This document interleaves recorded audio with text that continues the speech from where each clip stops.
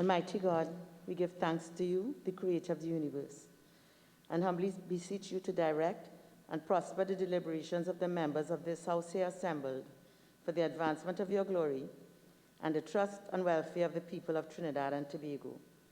Grant that peace and happiness, truth and justice may be established among us for all generations. Amen, amen, namaste.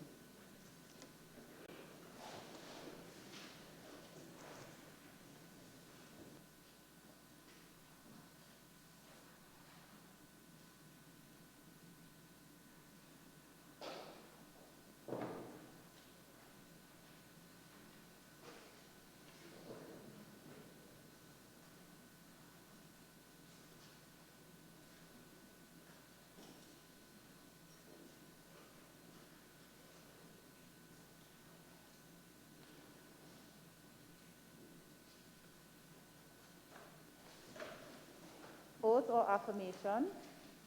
Announcements by the Speaker. Honorable members, I have received communication from the Honorable Ayanna Webster Roy, MP, Member for Tobago East, Mr. Rudranath Indar Singh, MP, Member for Couva South, and Ms. Marlene MacDonald, MP, Member for Port of Spain South, who have all requested leave of absence from today's sitting of the House. The leave which the members seek is granted.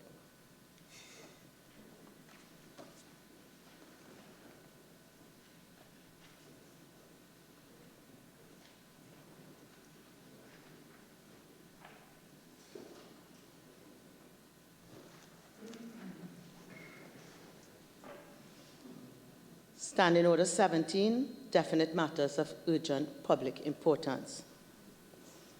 Honorable members, debates pursuant to Standing Order 17 occasioned the adjournment of the pre-arranged business of the House to discuss a matter of urgent public importance.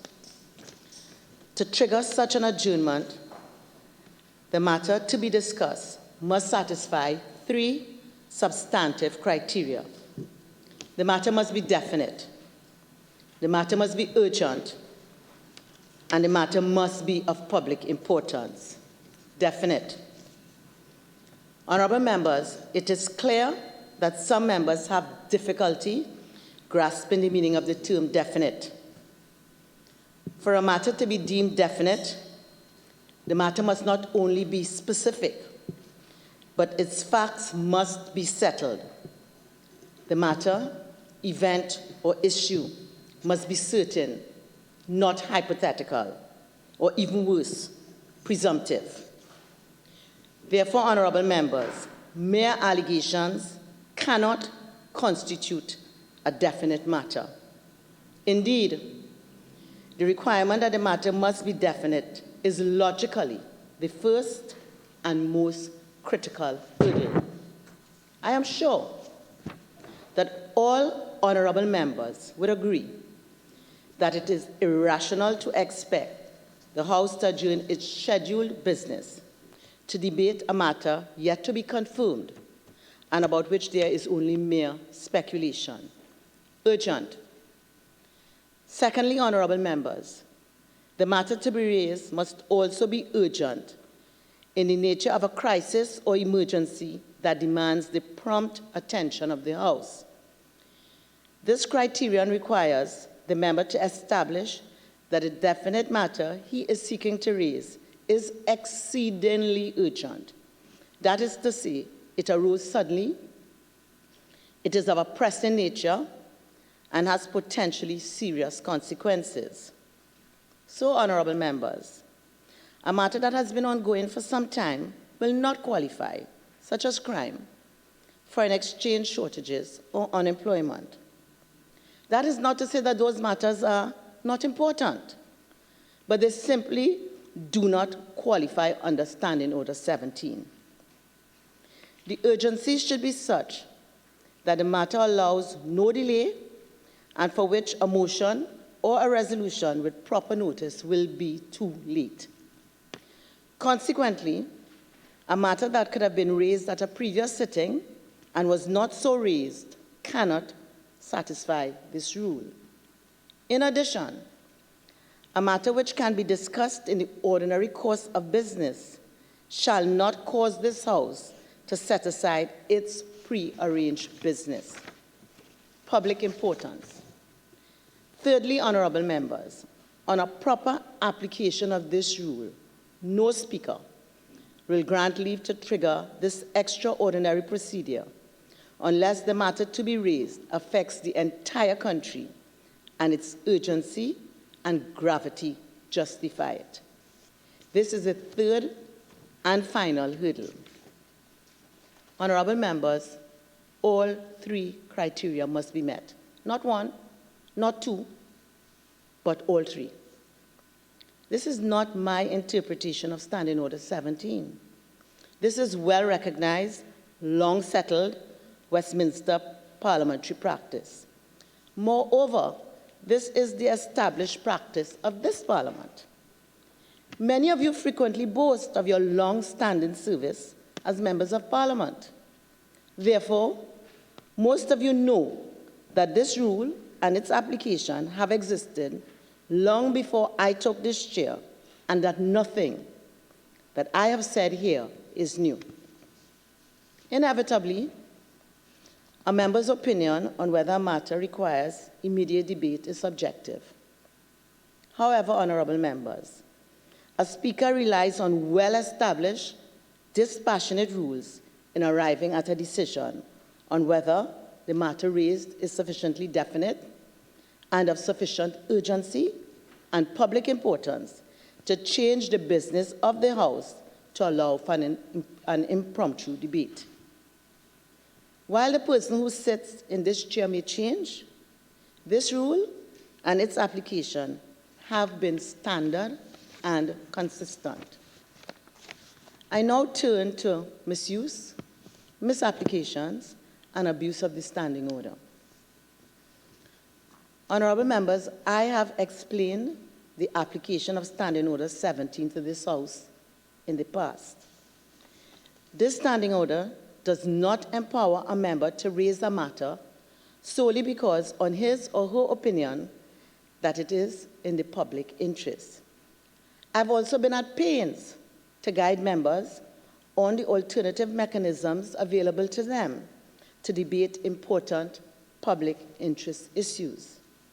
Standing Order 16 provides an opportunity for a member to raise an issue and receive a response from the relevant minister during a short adjournment debate, and private members' motions pursuant to Standing Order 33.3 enable more comprehensive debate. Therefore, honorable members, the question should not be, why does the Speaker deny applications to raise a matter under Standing Order 17? Rather, the question to be asked and answered is, why, after having been reminded on countless occasions of the high threshold of this Standing Order 17, do particular members persist in raising matters which they very well know cannot qualify under this rule? Honorable members, given the events of this past week, I have concluded that there is an unsatisfactory level of abuse of this standing order by very experienced and knowledgeable members among you. I am therefore compelled to denounce this apparent abuse and to take steps to address it. The decisions made and rules followed during a speaker's tenure must be consistent with the standing orders and conventions of this House. Such rulings form part of the body of practice that governs the operations of the House and which endures from Parliament to Parliament. Furthermore, honorable members, speakers the world over are ably assisted in navigating the maze of rules and procedures by a team of professionals loyal to the Parliament. As many of you are well aware, while a speaker is the ultimate arbiter of the interpretation of standing orders, he or she relies on apolitical, expert advice from principal clerks and procedural staff. These officers possess extensive knowledge and experience in parliamentary practice and procedure, and never hesitate to proffer the relevant expert sources when rendering advice. Therefore, rest assured, honorable members, that this Speaker's rulings are neither uninformed nor capricious. They are not impulsive, they are not arbitrary, and they certainly are not and will never be driven by the dictates of external factors, including mischief, intimidation, or veiled threats. It is expected that members from time to time may disagree with the rulings of the chair. However, what is unusual and unacceptable, honorable members, is the public cavorting of the admittedly unrepentant member for Oropouche East. The member saw it fit to use both traditional and social media outlets to distort the application of the rules of this House. Equally disturbing was the member, by his own claim, writing to foreign emissaries and international bodies, complaining that his recent unsuccessful application under Standing Order 17 was due to bias on the part of the chair. In fact, the seasoned member for Oropouche East must have known, or ought to have known, that his application failed even the first and most critical hurdle of the standing order. The unusual conduct is egregious, intolerable, and beneath the dignity of this House. To the reasonable mind, the reprehensible behavior of the member was intended to have no other effect than to bring this House into odium and to lower its authority. In fact, the conduct and statements of the member for Oropouche East are tantamount to contempt. Honorable members, any member who feels aggrieved by a ruling from this chair can draw his or her concerns to the attention of the chair or even to the attention of the House itself. The member for Oropouche East undoubtedly knows the right way to seek redress. After all, he once held the office of Leader of this House. The member's action can therefore only be construed as a flagrant display of disrespect to this House, an attempt to mislead and inflame citizens, and to bring this House and the chair of this House into public odium and disrepute. To misuse the standing orders and then deliberately spread misinformation about the rules, practice, and proceedings of this House is an ignoble mischief and should be denounced by all members of this House. Indeed, if the member of Oropouche East has a modicum of decency left, he will apologize to this House for his opprobrious conduct.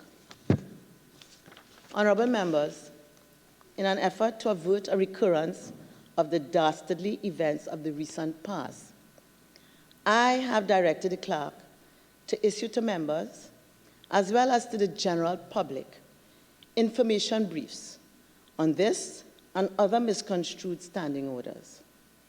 I've also directed that members be advised, as often as may be required, against the submission of applications under Standing Order 17 that do not satisfy its requirements. All members are kindly urged to be so guided.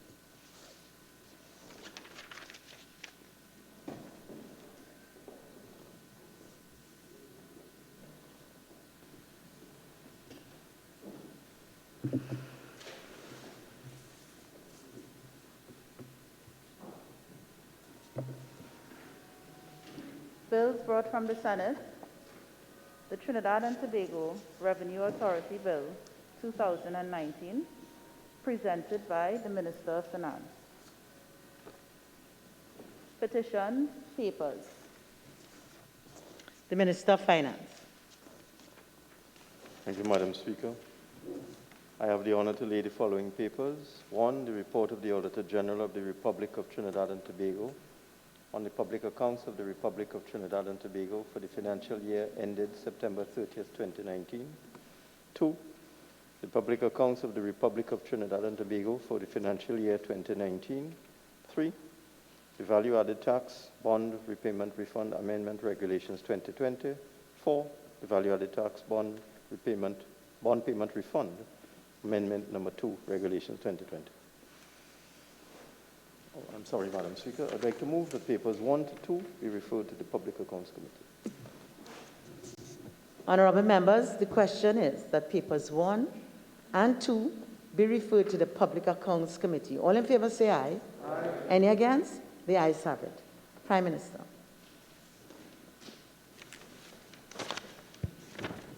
Madam Speaker, I have the honor and the supplemental order paper to lay the draft Election and Boundaries Commission Order 2020. Reports from committees. Member for Oropouche West. Madam Speaker, I have the honor to present the 8th report of the Joint Select Committee on Finance and Legal Affairs on an inquiry into the adequacy of magistrates' courts facilities. The member for Faisabad. Speaker, I have the honor to present the following reports. 1, the 24th report of the Public Administration and Appropriations Committee on an examination into the processing of payment of pension and gratuity to retired public officers and contracted employees. 2, the 25th report of the Public Administration and Appropriations Committee on an examination into the development program for the fiscal year 2018-2019 and follow-up on the ministerial response to the 6th report on the Tobago House of Assembly. Prime Minister's questions, urgent questions. The member for Kamuta Mansanilla. Thank you. Thank you, Madam Speaker. To the Honourable Minister of Social Development and Family Services, could the Minister state precisely what measures will be taken to address the food card support shortage in respect of the school feeding program for the thousands of children who have been left stranded without access to any food cards as promised? Minister of Social Development and Family Services. Thank you very kindly, Madam Speaker.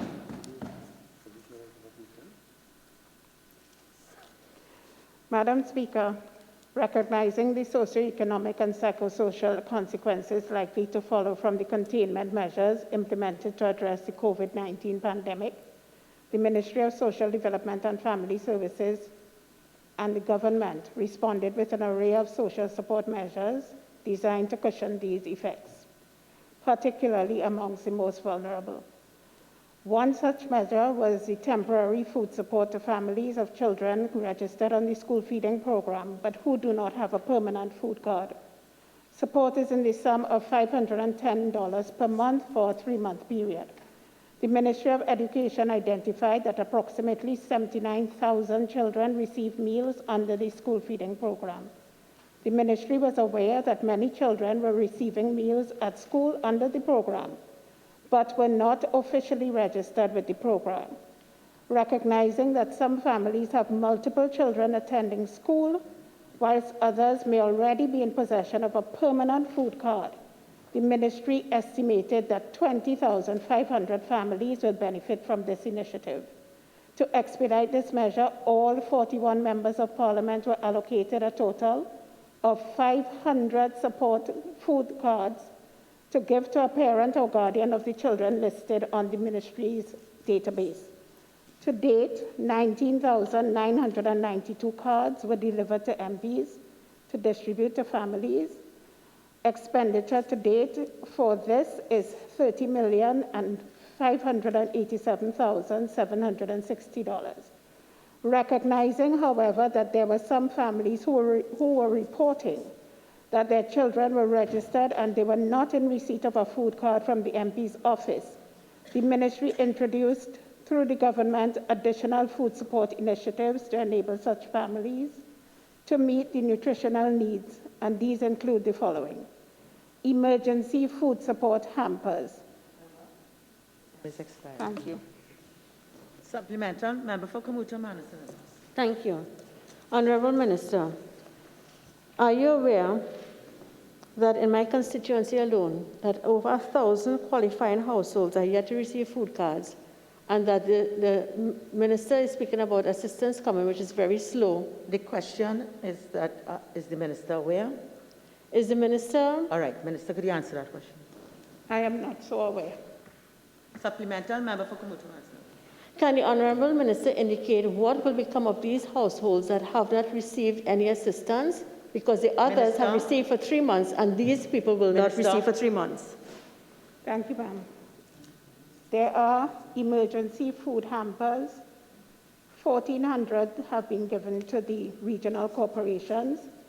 There are market boxes and vouchers, each worth $500. 30,000 will be distributed to constituencies. Madam Speaker, we are doing what we think is best for the people of Trinidad and Tobago. And also, we have food support by way of the churches, mosques, mandirs, and food support by way of the Ministry of Rural Development and Local Government. Madam Speaker, for the churches, it's $30 million, and for the ministry, it's $30 million. So, Madam Speaker, we do believe that we have covered most, if not all, the persons who are vulnerable and who are in need. Thank you very much, Madam Speaker. Member for Faisaban. Speaker, to the Minister of Health, could the Minister indicate whether antibody testing is currently being used as part of the COVID-19 protocol to define and quantify immunity in the population? Minister of Health. Thank you very much, Madam Speaker, and I'm grateful for the question. Madam Speaker, for completeness, there are two types of testing: antibody testing, which measures the body's immune response, versus PCR testing, which we do, which detects the actual virus's genetic material in the person. The PCR testing is the gold standard which we use in Trinidad and Tobago, which is 99.96% accurate. Madam Speaker, the antibody testing that my colleague is asking about is used to determine population spread. However, the FDA recently announced that it is disappointed with the accuracy of these tests. Some of these tests are as low as 85% accurate, which means 15% gives you a false negative, as opposed to PCR, which is 99.96% positive. I want to quote from FDA Commissioner Stephen Hahn. He emphasized whether a test should be a ticket for someone to go back to work as the sole item. My opinion on that would be no, because there are a lot of unanswered questions as this applies to antibody testing. So again, Trinidad and Tobago is not relying on antibody testing, which has proven to be totally inaccurate. The FDA is now reluctantly and belatedly approving tests because they describe it as a wild, wild west, and we are sticking, for now, with PCR testing, which is 99.96% accurate, and it is just sticking to protocols, which, as I have said, and the CMO has said, has put Trinidad and Tobago in the position it is in now, recognize that we have done the right thing. So the answer is no to antibody testing, yes to PCR, and I thank you. Supplemental, Member for Faisaban. Thank you, Minister, for that response. Minister, in view of reports that private laboratories are providing COVID-19 antibody testing, what guidance would you give to the members of the public? And again, I thank the member for the question. I will advise patients who go to private labs not to do so because of the inaccuracy. I advise private labs, this is not a time to put commercial interest before the national interest, and I would refer both patient and private labs to legal regulations made by the minister, number 8, regulations of 2020, paragraph 8, where it puts a positive obligation on both the lab and the patient that test results are only to be sent to the Ministry of Health, and if both the lab or the patient does not comply, there is a fine of $50,000 and imprisonment for 6 months, and this is solely to protect the public interest, to make sure we have results which can stand both local and international scrutiny.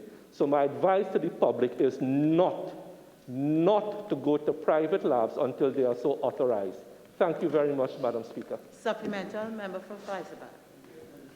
Minister, whilst I agree and recognize that there are shortcomings to the antibody testing, does the ministry intend at any point in time to gather data and information from antibody testing from those 116 patients, as a clinical tool for information later on? Thank you. Thank you very much. I would have announced at the press conference yesterday that the Ministry of Health is doing just that. We are going to be doing research, a retrospective study into all aspects of our handling of the 116 COVID positive patients to date.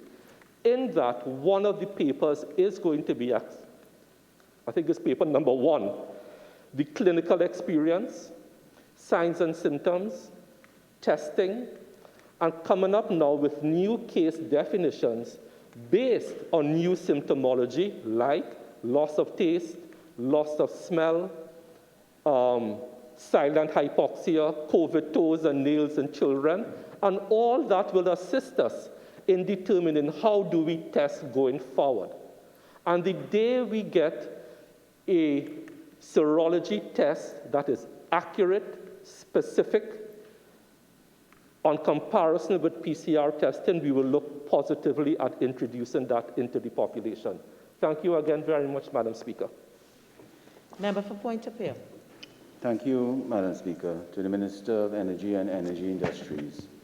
Given the collapse of the oil and gas prices, as well as the unprecedented global economic downturn, which have had significant detrimental effects on the local downstream industry, could the Minister state if the government would be willing to offer short-term relief pricing measures as requested by the downstreamers to protect the energy industry, as well as to save thousands of jobs?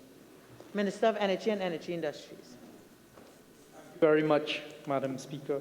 Madam Speaker, as this question recognizes, right now the global energy situation is one that is in a dire position.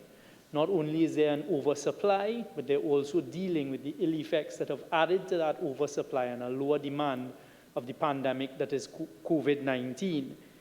This question and the asking of the government to offer short-term relief pricing measures is one that is already and has been attracting the attention of our national gas aggregator, National Gas Company. They've been working very closely with the government and have been having very active discussions with both the downstream players in the petchem market as well as the upstream suppliers of the gas to the gas value chain. Additionally, the Cabinet has recently taken a decision, this is yesterday, to bring on board an international company, Gas Strategies, to assist in the whole gas value chain conversation. That is one that needs to take place. But what we're seeing right now is the unprecedented low prices of the commodities of urea, ammonia, and methanol, and that works into a formula. So right now, there is no concession to be given by the government of Trinidad and Tobago, but fortunately, a lot of time has been spent by this administration working on our relationships with all of these companies, upstream and downstream, and they're very active, productive conversations taking place with the ultimate achievement that we hope for, the protection of our energy industry in Trinidad and Tobago that unfortunately has been touched by the global crisis. Member for Oropouche West. The Minister of Social Development and Family Services. Could the Minister state how will the 30 million given to churches and other government select religious bodies be monitored and evaluated to ensure that the underprivileged receive help. Minister of Social Development and Family Services. Thank you very kindly, Madam Speaker. Madam Speaker, the grant is covered by an agreement which the religious bodies execute with the government before receiving their checks. All beneficiaries agree to report as follows: to provide monthly reports on the number of persons or households who have benefited from the food program and the quantum of funding expended, to provide in writing a closeout report within 1 month of completion or termination of the initiative, and may be additionally required by the government to make a presentation on the beneficiary's experience at a subsequent date mutually agreeable to the parties, to submit any reports on the provision of hampers and food support which are being made available to citizens whose incomes have been adversely affected by COVID-19, or such other report that may be reasonably requested in connection with the performance or the progress of the provision of these services, to respond to any issues that may arise in a timely manner and treat with diplomacy and with urgency. The agreement mandates all organizations to keep their records, and the agreement specifies that the organization shall maintain basic demographic information on persons who access the food report, maintain financial and other records that specifically show the use of the grant exclusively for the purposes of the grant, and to maintain records for at least 3 years after the grant period. They must utilize disbursed funds in accordance with the intent and purpose of the grant, provide all invoices, bills, and receipts for all monies expended. Time for urgent questions is now spent.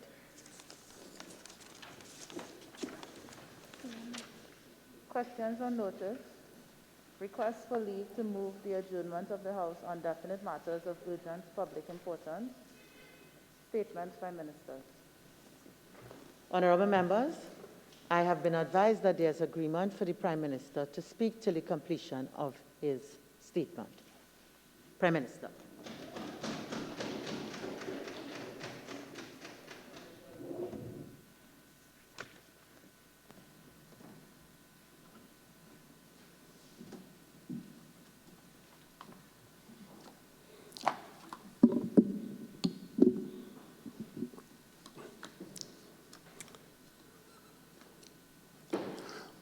Madam Speaker, with the authority of the Cabinet, I make the following statement on the much anticipated representation.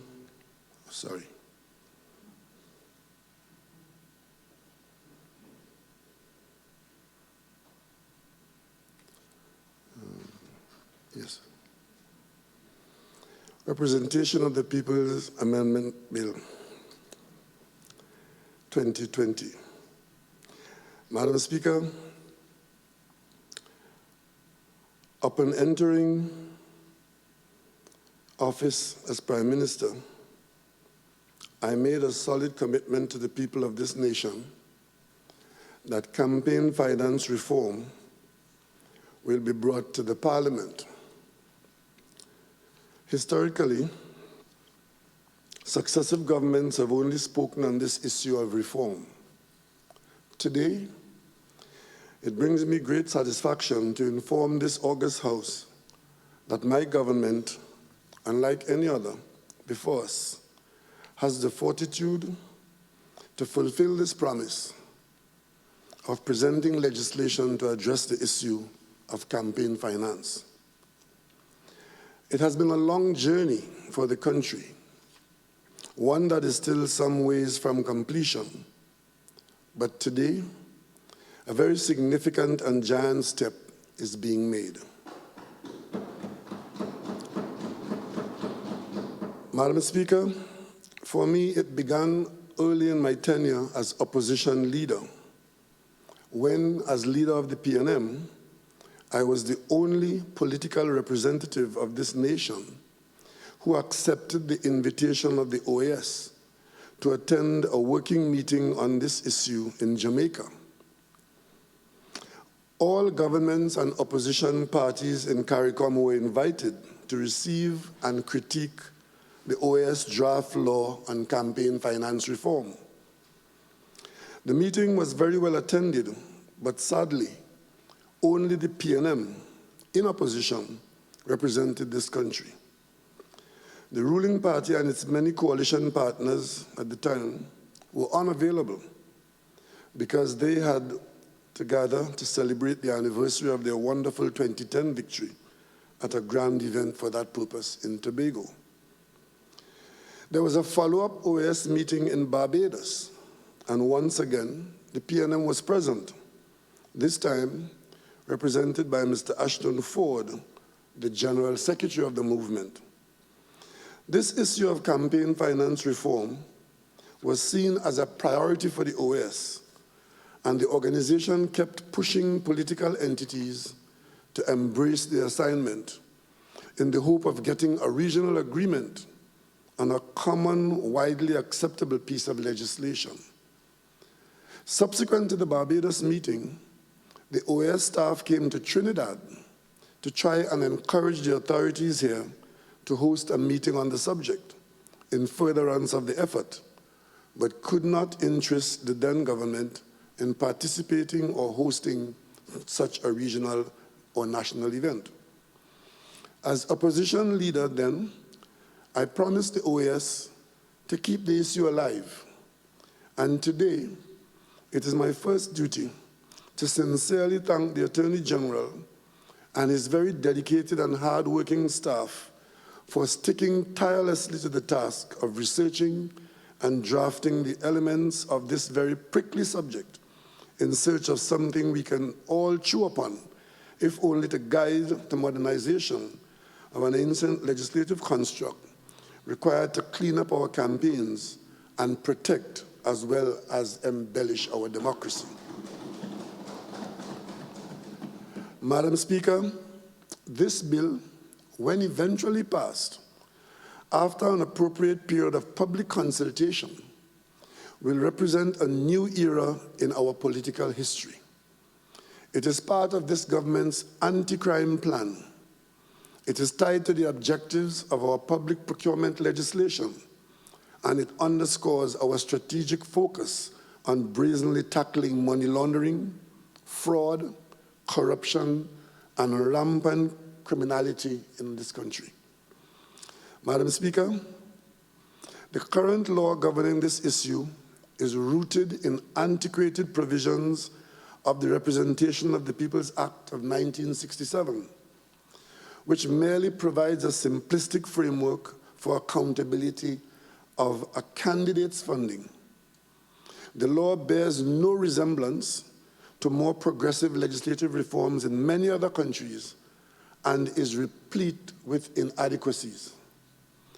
The current law does not formally recognize political parties as distinct legal entities that can compete against each other in elections, and instead provides for political parties to apply to the Election and Boundaries Commission to use a symbol for all its candidates. The financial expenditure reporting requirement under the existing Act applies to the party's candidates and independent candidates only. Political parties are not so obliged. The scrutiny, therefore, as provided in the current law, is on the candidate rather than the political party itself.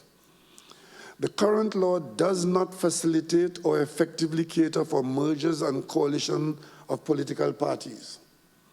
It does not oblige political parties, coalitions, or merged political parties to disclose and account for their full campaign expenditure to the Election and Boundaries Commission or any regulatory body. It also impractically, even laughably, limits campaign expenditure to 50,000 Trinidad and Tobago dollars in the case of the parliamentary election. The current law does not regulate the role and impact of the media during an election campaign by political parties. The present laissez-faire system operates freely to meet the demands of those able to afford the media costs. The reality is that not all political parties and candidates have fair and equitable access to the media for their political campaigns. The current law does not provide alternative sources of funding, such as public funding, to even the playing field for all interested in political office to present their unique political messages to the national voters. The current law does not punish political parties for the misuse and misapplication of funding, which creates the opportunity for corruption and money laundering. It does not place an obligation upon financiers of political parties and candidates to disclose the fact of their contributions to the public. The silence is an underlying reason for the public's general distrust as to the true purpose of financial contributions. In many countries, Madam Speaker, financiers have been accused of contributing to election campaigns for the sole purpose of unfairly benefiting from a reciprocal arrangement with successful candidates. The current law does not regulate an incumbent government's access to state resources before and during an election campaign period. This loophole allows an opportunity to supplement a candidate's resources with state resources. Madam Speaker, this PNM government recognizes that political parties and candidates are consumers of a global, multi-billion-dollar political marketing industry. Within this industry, there are pollsters, market researchers, public relations consultants, technical advisors, and communication specialists. These players offer a range of services designed to access the voter pool, to establish and promote a political brand that attracts voters, to craft political messages, to conduct strategic attacks on the image of opposing parties and candidates, and most importantly, to sway the voter's choice. Political parties and candidates place great value in investing in campaign strategies to present themselves as competent, potential representatives to their electorate in this honorable parliament. But, Madam Speaker, we must exercise great caution in order to safeguard our democracy. We simply cannot afford another Cambridge Analytica scandal where Trinidad and Tobago was identified internationally as the epicenter and ground zero, the starting point of neo-colonial socio-political manipulation through illegal data mining and micro-targeted political campaigning. Imagine this kind of activity could have happened to such a detriment, but there was no requirement in law to record the actions of individuals or organizations and no accounting for the expenditure. This is the 21st century, Madam Speaker, and without the necessary appropriate reforms, we are babes in the woods, exposed to the ravages of hungry wolves of home and abroad, wolves whose soiled lips are only prepared to scream vindication as they devour our innocence. The country will recall the testimony of whistleblower Christopher Wiley, who admitted to a committee of the House of Commons in the United Kingdom that the data acquisition in Trinidad and Tobago conducted in 2013 under the then UNC government was illegal, and that there was a total disregard for our law. He further stated to the House of Commons of the British Parliament that the standard Cambridge Analytica method is that you obtain a government contract from the ruling party, which funds the party's political work. Whistleblower Wiley went on to reveal in a published book with an unpronounceable name the insider details of Cambridge Analytica's data mining and psychological manipulation. This method of illegal data acquisition for the purpose of manipulating the electorate has caused Facebook to pay a record $5 billion US penalty in the United States for deceiving users about their ability to keep personal information private after a year-long investigation into the Cambridge Analytica data breach. Madam Speaker, Cambridge Analytica, the culprit, upon being exposed, quite quickly dissolved itself and has since filed for insolvency proceedings. But its business model and its trainees are still flourishing in the age of misinformation, fake news, data theft, and misinformation. Madam Speaker, this government will do all in its power to prevent any reoccurrence of this abuse of our laws and abuse of the privacy of our citizens, so as to ensure that a Cambridge Analytica fiasco is never repeated in Trinidad and Tobago. Madam Speaker, the bill as proposed by the government adopts an egalitarian model of campaign finance laws. The objective of egalitarianism are political equality, lowered campaigning costs, preserving integrity and credibility of the political system, ensuring transparency through disclosure, non-discrimination and equitable access to public funding. This egalitarian model is the premise of modern election laws of several countries, including the United Kingdom, Canada, New Zealand, Kenya, India, Jamaica, and the Turks and Caicos Islands. The representation of the People's Amendment Bill 2020 encapsulates this progressive approach and is modeled upon the legislative scheme set out in Jamaica's Representation of the People's Act, amended in 2014 and 2016.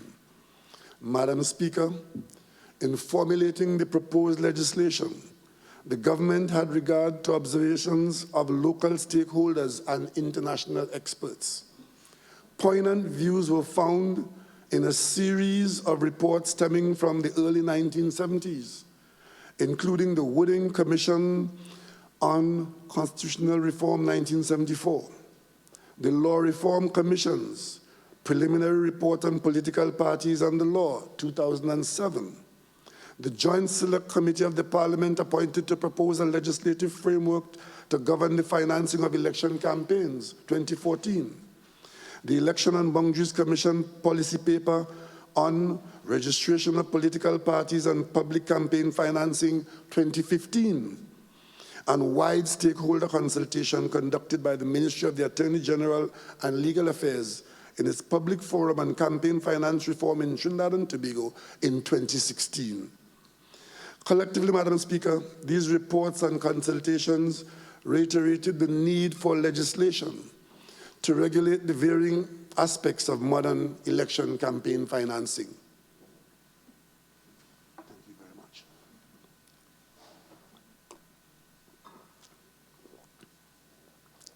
I thank you. The bill proposes the remit of the EBC. The bill proposes to expand the remit of the EBC by establishing a division to be known as the Office of the Registrar of Political Parties, responsible for carrying out specified administrative functions and duties, and establish a register of political parties. The bill will require any association or body of individual citizens of our country intending to be classed and operated as political parties to apply to the Election and Boundaries Commission to be so registered, and introduces a system of voluntary and involuntary deregistration of political parties. The bill will also introduce a mechanism for merger and coalition arrangements between or amongst political parties. Madam Speaker, the bill also proposes the imposition of a duty upon the executive officers of registered political parties to account for funding through audits, the filling out of forms of returns, and the provision of statements of accounts. The bill proposes regulation of the sources of donations and the process for receiving them. For this purpose, Madam Speaker, the National Election Campaign Fund will be established, and a specified category of persons and entities would be permitted to contribute to a political party and candidate of their choice. This category will include all citizens of our country who are 18 years and older, citizens in diaspora abroad, trade unions, friendly societies, NPOs, building societies, and domestic companies. Thus, we provide members of the public with an opportunity to become actively involved in the democratic electoral process. We will, however, guard our elections by establishing a specified class of non-permissible donors, such as foreign governments, agents of those governments, entities engaged in illegal activities, and state bodies. Madam Speaker, the government of Trinidad and Tobago recognizes that citizens are entitled to donate to a political party or candidate of their choice. The bill also provides that donations made in excess of $50,000 shall be regarded as a tax-deductible expense and must be publicly disclosed.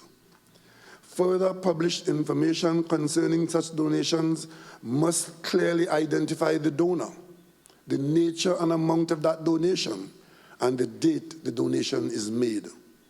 Madam Speaker, with regard to the critical issue of tendering for government contracts, the bill provides that where a person, company, or other entity makes a contribution to a registered political party or candidate in excess of $50,000, and within 2 years before making the contribution had entered into a government contract having a contract value in excess of $2 million, it shall be declared to the Commission no later than 14 days after making the contribution.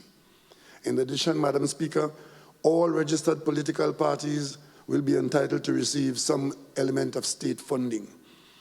The Election and Boundaries Commission will be responsible for the administration of the system of allocation and payment of the funds from the Consolidated Fund. Madam Speaker, the bill also importantly provides for election advertisements, which are a key tool utilized by political parties and candidates in educating the voting public. The bill provides that advertisements can only be made by eligible promoters, that is, persons authorized by a registered political party or candidate to publish an election advertisement. Such advertisements must contain a condition statement setting out the name and address of the promoter. Madam Speaker, this government also recognizes the importance of regulations to accompany this law on campaign finance. The bill, therefore, proposes to empower the minister on the recommendation of the Commission to make regulations generally for the better carrying out of the Act. Madam Speaker, in addition to these commendable proposed reforms, the transitional provision of the bill provides that a political party existing immediately before the commencement of this proposed law would be required to comply with the legislation within a specified time frame. Additionally, Madam Speaker, party symbols which existed immediately before the commencement of the legislation will be deemed to be registered. Madam Speaker, democracy and the rule of law are the lifeblood of our beloved nation. Proudly, history shows that we are a people unified in an objective that elections should be conducted freely and fairly. The PNM government knows that the citizens of this nation strive for such an environment. Our elections present an opportunity for all citizens to actively and confidently participate in creating a representative democracy by campaigning for office and by essential act of voting. Election campaign strategies are revolutionized. The modus operandi is money-driven, consultant-driven, advertisement-driven, media-driven, party-directed, and candidate-driven. Madam Speaker, this government acknowledges that all political parties and candidates face an economic reality that modern campaigning requires enormous funding. That said, across the world, campaign expenditure is staggering and noticeably mounting with each election cycle. The Caribbean has seen its fair share of this trend of who have more corn feed more fowl, a threat to the very substance of the concept of democracy. Indeed, Madam Speaker, the steady rise in the cost of campaigning consistently stirs significant concerns of the very voting public we serve and seek to protect. Their views relate to more than reported gargantuan sums spent, but turns upon the real reason for such spending and the legitimacy of the financing sourced. These are matters which impact upon the public's expectation of transparency and accountability, and moreover, the practice of democracy. Poor regulation creates ample opportunity for abuse of the democratic process and wrongful financial gain. We must ensure that campaign financing is sufficiently regulated, and the proposed legislation satisfies this requirement. Finally, Madam Speaker, the bill is a simple majority bill, and the government proposes, in order to ensure that all interests are fully articulated on a matter of such national importance, that the bill be referred to a joint select committee for consideration, hopefully for speedy return to this honorable House. I thank you, my colleagues. I thank you. Member for Chaguanas West. Speaker, in accordance with 24.4, I seek elucidation. Could the Honourable Prime Minister indicate what is the timeline you have for the return of the bill from the Joint Select Committee, having regard that there is the imminence of a general election due this year? Prime Minister. Madam Speaker, I thought that an election was due, but I didn't realize it was imminent. Thank you for telling me. However, the government would like the committee to consult the public as quickly as is feasible or possible, and of course to return to the House as quickly as possible. The government has a majority on that committee, and the government will direct and encourage that this House has this matter for treatment at the earliest feasible opportunity. Thank you.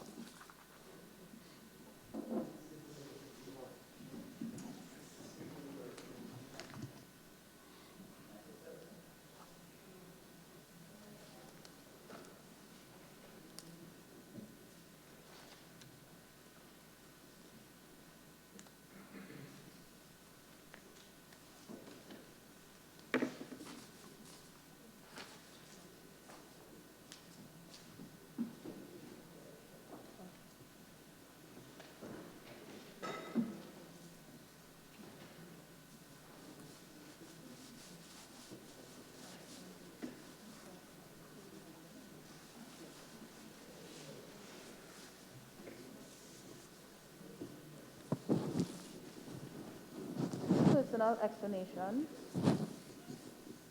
Introduction of bills.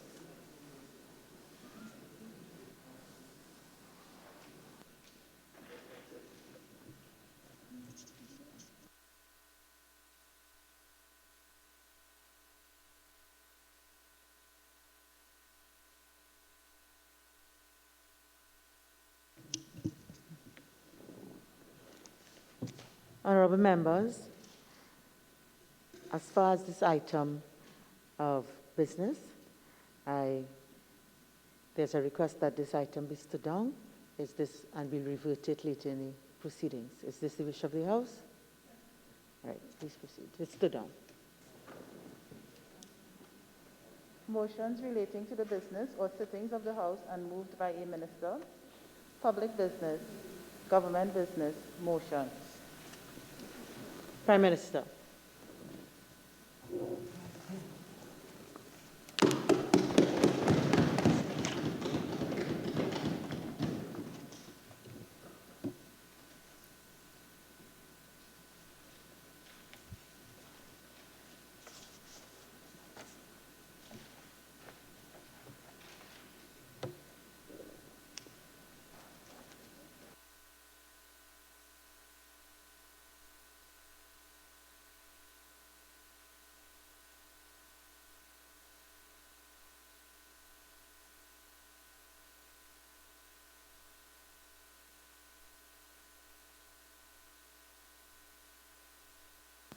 Thank you, Madam Speaker.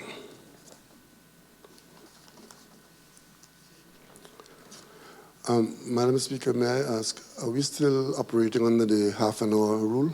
Yes, Prime Minister. Thank Half an hour for the mover and the first responder. Thank you.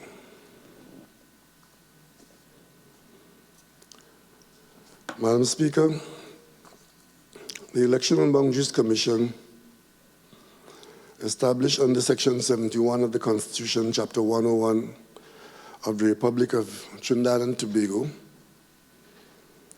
makes provision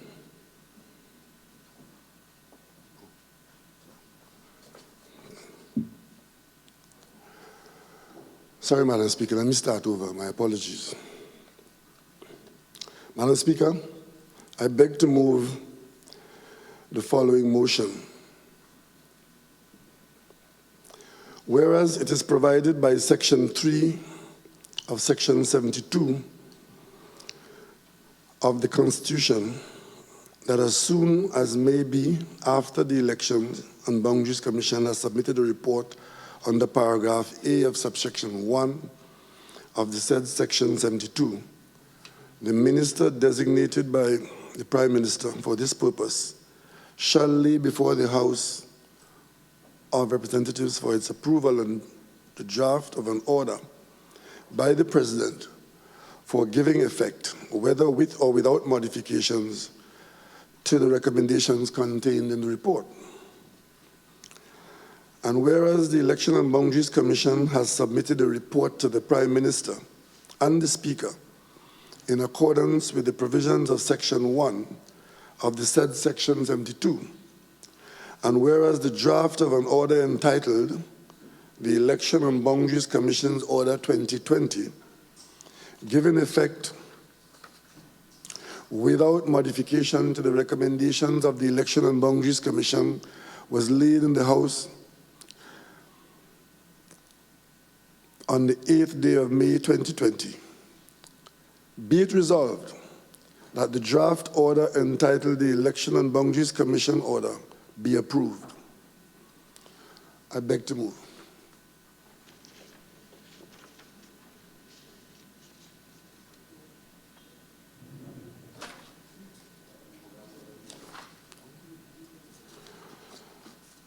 Thank you, Madam Speaker.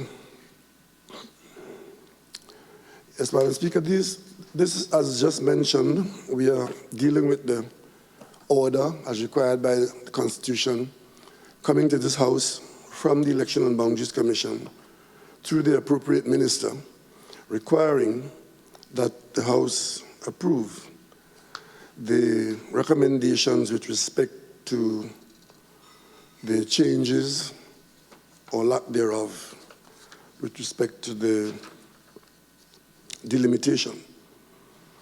On the subject of delimitation of electoral districts or constituencies, Madam Speaker, the delimitation of electoral districts or constituencies is influenced by the growth and shifts in the population. It is conducted in accordance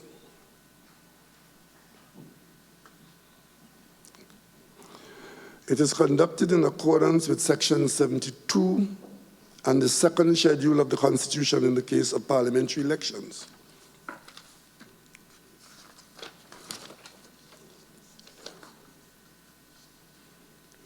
Section 71 of the Constitution establishes the Election and Boundaries Commission.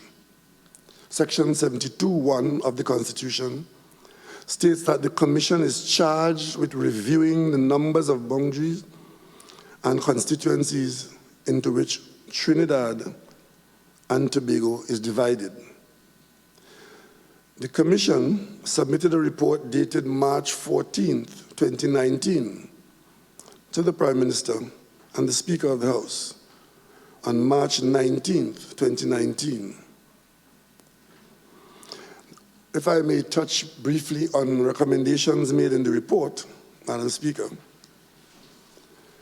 The number of constituencies, that is 39 in Trinidad and 2 in Tobago, remain unchanged. This was also recommended in the year 2014. In this report of 2019, That is the recommendation of the Commission, that we maintain the number in the Parliament at 41, 39 members elected in Trinidad and 2 in Tobago. With respect to adjustments to the voting population in each constituency, as you know, Madam Speaker, there's a formula in the Constitution that determines, having agreed on the number of constituencies as is recommended here, there's a formula which is not widely known, because I've heard it said on very, very many occasions by persons who claim to be in the know and stand in defense of other persons in the country, speaking about big constituencies and small constituencies and ascribing misconduct to the part of some people. Usually it's the PNM, the misconduct is that some people have small constituencies and therefore they can get a larger number, and other people are forced to have bigger constituencies where more people are in that constituency. When in fact, all that is reflected is the voter turnout in these constituencies. Because, Madam Speaker, the way the constituencies are determined is that you divide the total voting population by the number of seats. That is the formula. That gives you the average size of a seat. And the law says that no seat should be more than 10% above that average or 10% below that average. So it is then possible, as you use that formula, which is the fairest that we could have come up with, in the very beginning, when that was put into the Constitution, that you could have a difference between the smallest seat and the largest seat in terms of numbers of 20%. Up to 10% above you are allowed to go, or 10% below. But if the numbers go above 10% or below 10%, then the Commission makes the requisite adjustments to bring the numbers in line with that formula, where a seat would not be above the average or below the average. That being so, Madam Speaker, the Commission has found it necessary, using that formula, to make what we consider minor changes in 27, no changes in 27 constituencies. There are 27 constituencies where the numbers in the constituency fall within the requirements of that formula, not being 20% above, and not being 10% above, sorry, and not being 10% below. Those constituencies are Arima, Aruka Maloney, Barataria Sanwan, Caroni Central, Caroni East, Chaguanas East, Chaguanas West, Dabadi Amera, Diego Martin Central, Diego Martin Northeast, Diego Martin West, Faizabad, Labre, Laukata Talparo, Lupino Bonaire West, Mayaro, Moruga Tableland, Naparima, Pointe-a-Pierre, Point Fortin, Princestown, Siparia, St. Anne's East, St. Augustine, St. Joseph, Tabaquite, and Tunapuna. No changes are recommended in those constituency boundaries because the numbers have been found to be within the limits as permitted by the law. Also, Madam Speaker, it is found to have a requirement for no change in the 2 Tobago constituencies, Tobago East and Tobago West. And of course, that being so, Madam Speaker, it means that there are alterations to the boundaries in 12 constituencies in Trinidad. And these are as follows, Madam Speaker. In Couva North, due to a transfer of polling division 3151 and 3152 from the constituency of Couva South. So Couva North is to receive 2 constituencies from Couva South to make up the numbers of that constituency to bring it in line. Oh, from Couva North to Couva South, we're going down south. Thank you very much.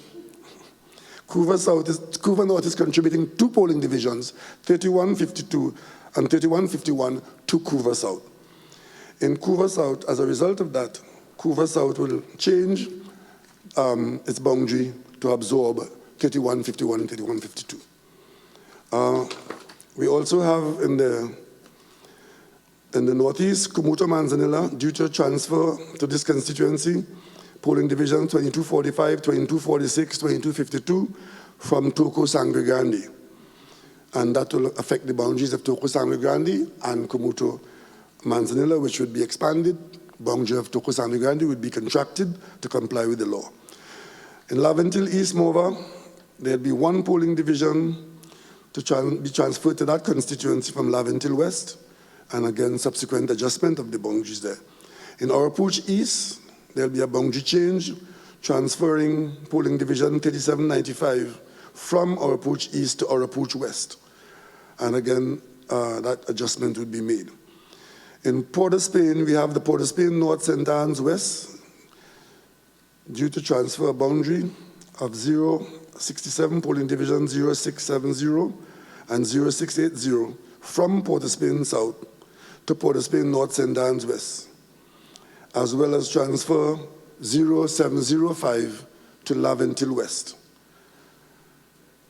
And as a result of that, Madam Speaker, the boundaries of these three constituencies would be adjusted accordingly to reflect these changes.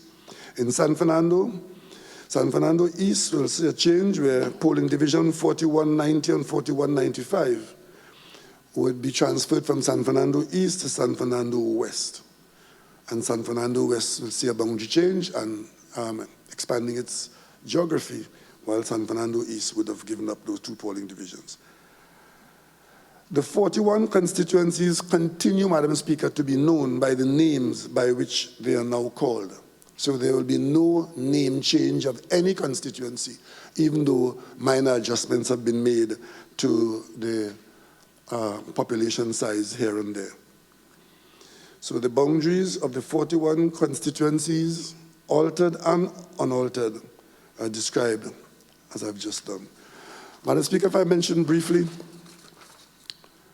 in 2010, the voting population of Trinidad and Tobago was 1,317,714.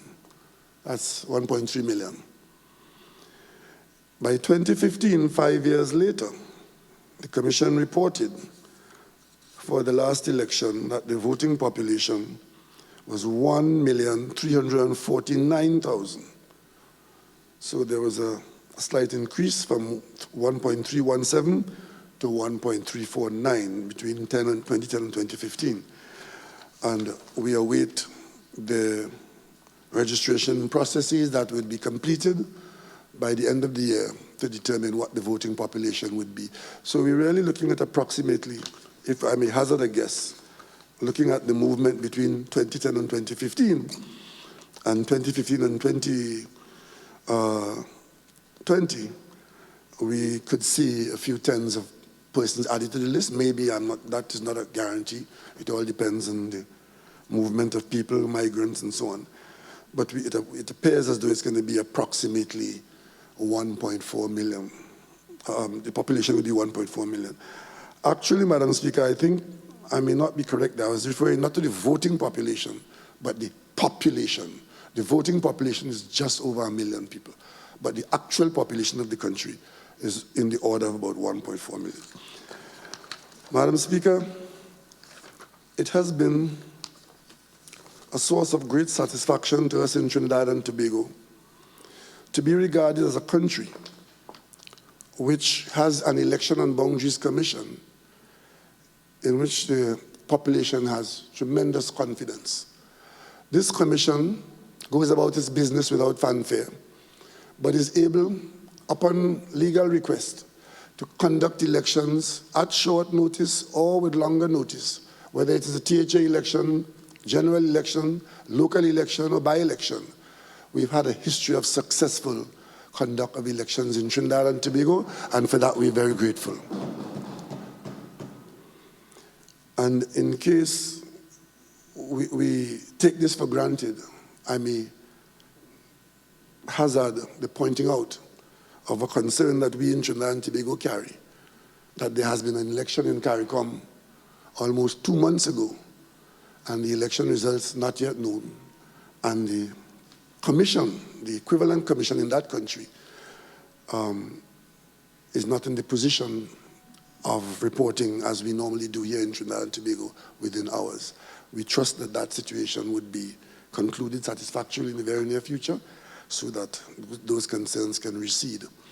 Madam Speaker, I'm not aware. I've been around a long time in the Parliament, and I've followed Parliament for a long time. I'm not aware that in recent times that the Parliament has made any adjustments, or actually the government has recommended any adjustments to the House based on changing a recommendation of the EBC.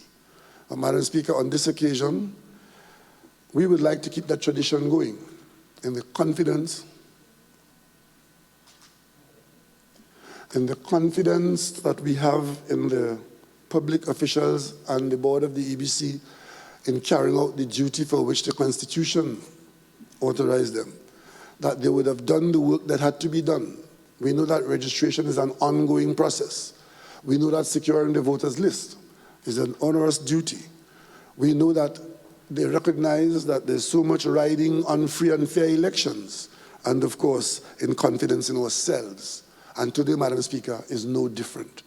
So this government which I lead, in recommending this order to the House for its acceptance without amendments or adjustment, is continuing this tradition of the governments of Trinidad and Tobago, of different ages and complexions, having accepted the recommendations to the country by way of the Parliament of the report of the Election and Boundaries Commission. I so do, Madam Speaker, on this occasion, and thus I beg to move. Honourable members, I will now propose the question for debate. Be it resolved that the draft order entitled the Elections and Boundaries Commission Order 2020 be approved. Member for Chaguanas West. Thank you, Madam Speaker. Madam Speaker,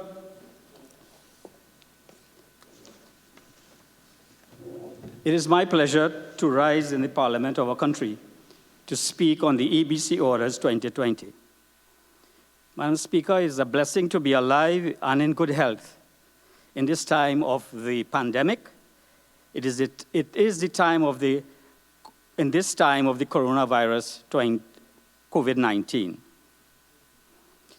Madam Speaker, I wish to take this opportunity to congratulate the citizenry and the residents of our country, the caregivers, the medical personnel, the essential workers, the garbage collectors, the supermarket staff, and by no means last but not least, the Honorable Minister of Health and his team, and the government for rising to the extraordinary challenge in public health and emerging with some measure of stability. Just a word of caution, Madam Speaker, that notwithstanding our emergence as the top gun on the Oxford University finding, we still have to be vigilant that we don't return to the pre-pandemic behavior. Social distancing must now be the norm. Madam Speaker, having successfully thus far navigated the public health challenge of this pandemic, as a matter of urgency, we need to now focus on the economic recovery of TT. It is not going to be easy, with an oil and gas prices being at all-time low, with our industrial base in Point Lisas is to quote in yesterday's newspaper, in crisis. The saving grace has been the Heritage and Stabilization Fund, started by the Pandey administration in the 1990s, late 1990s. Madam Speaker, in this extraordinary time, we are here this evening to debate the Election and Boundaries Commission Order 2020. The Honorable Prime Minister, in piloting this motion, pointed out certain things, in particular the delimitation, and made reference to CARICOM territory, and I will perhaps make reference to that myself in my contribution. Madam Speaker, this order is a condition precedent for the calling of general elections, which are due in September. By way of Section 69(1), Madam Speaker, of the Constitution of Trinidad and Tobago,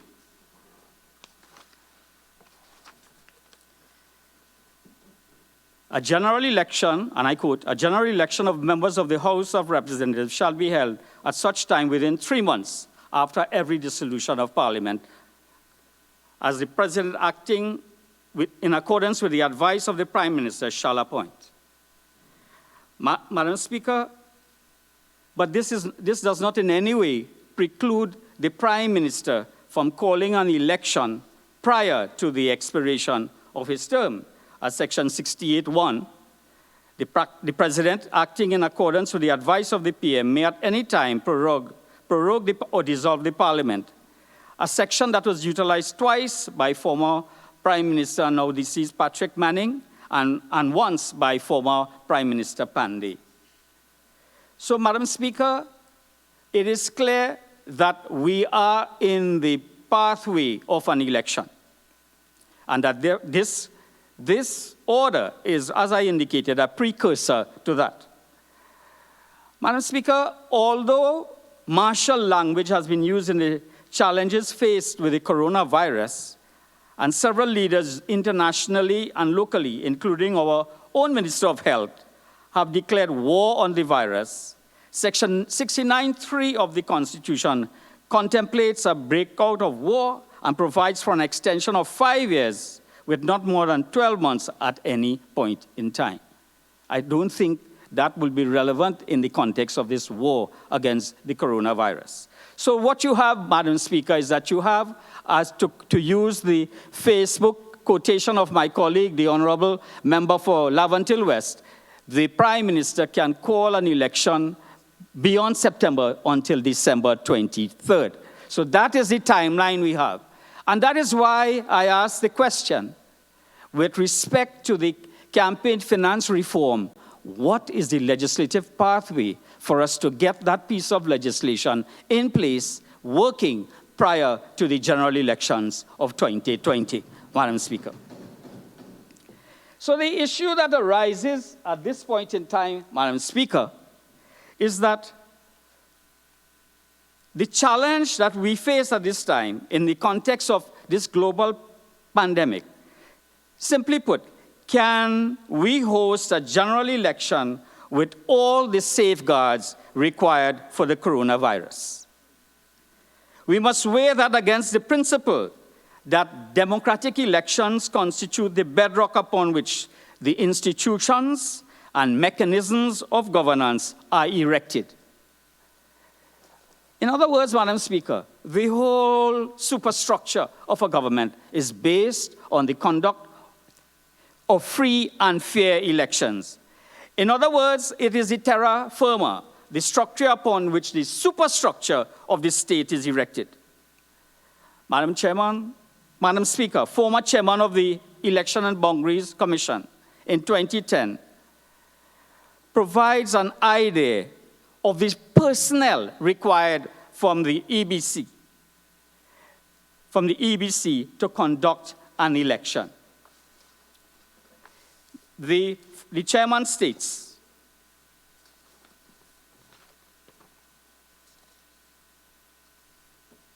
at page 3 of an address he made prior to the parliamentary election of 2010, for the 41 constituencies, there are 1,472 polling divisions.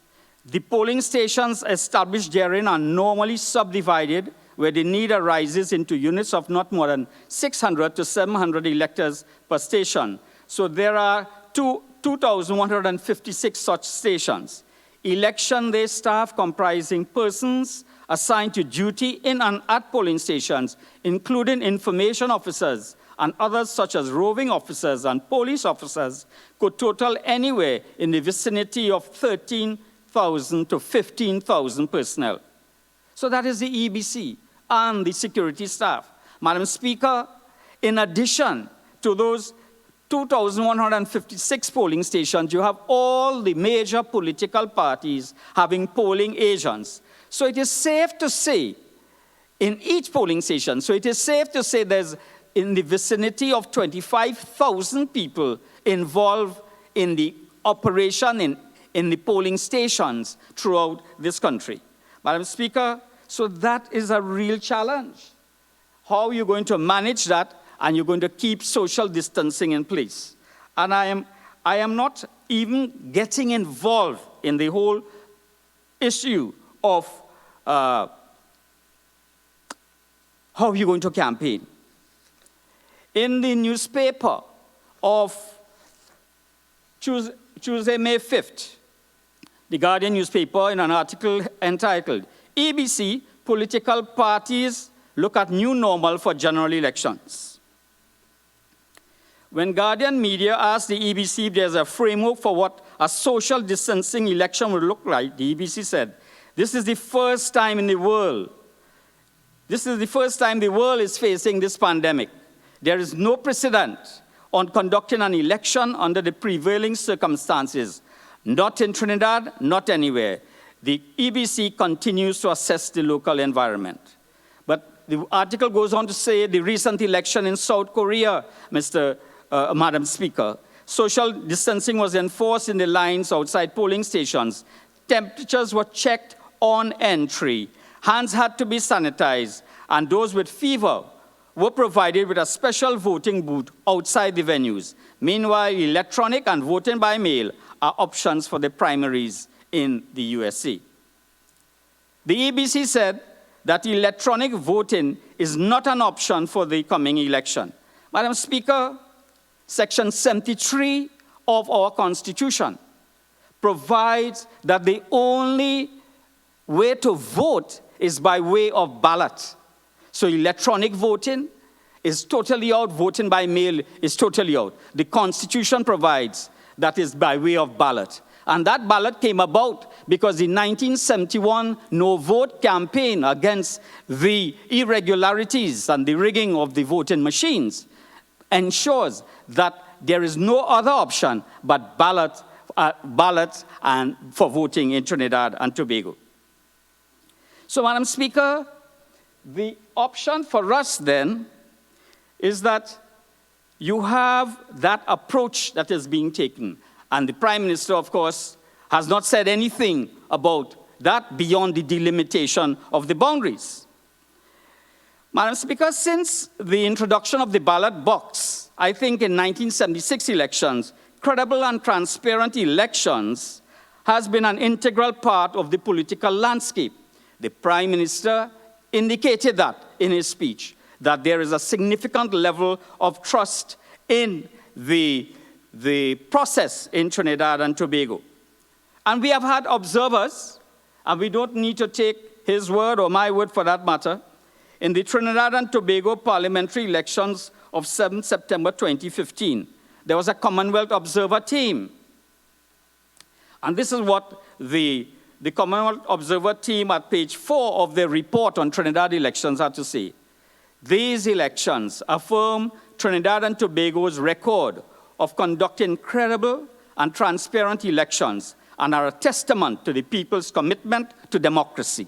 Whether they served as polling officials, security personnel, polling agents, or participated as voters, it is the people of this country who deserve the greatest commendation for maintaining their country's strong democratic traditions.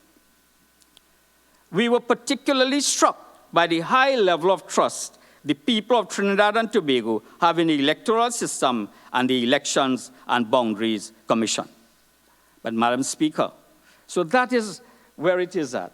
And when you compare what the Commonwealth Observer team had to say, and the Prime Minister in his contribution made reference to what is happening in another CARICOM country, and we all know it is Guyana, where the election secretariat is utterly compromised. From the chief elections officer, the deputy chief elections officer, the returning officer. This is what the Commonwealth Observer Group had to say, Madam Speaker. It is in their report of 18 March 2020, very recent. It is the clear and considered view of the group that the tabulation processes conducted by the returning officer for Region 4, Mr. Claremont Mingo, were not credible, transparent, and inclusive. The events that the group observed in the tabulation of Region 4 results between 3 to 14 March are of grave concerns. And they went on to indicate that concern, Madam Speaker. In Madam Speaker, so you have right now in a Caribbean territory, and Prime Minister has spoken out against it, that you have a CARICOM observation team, but our Chief Elections Officer was part of that team, a 5-member delegation.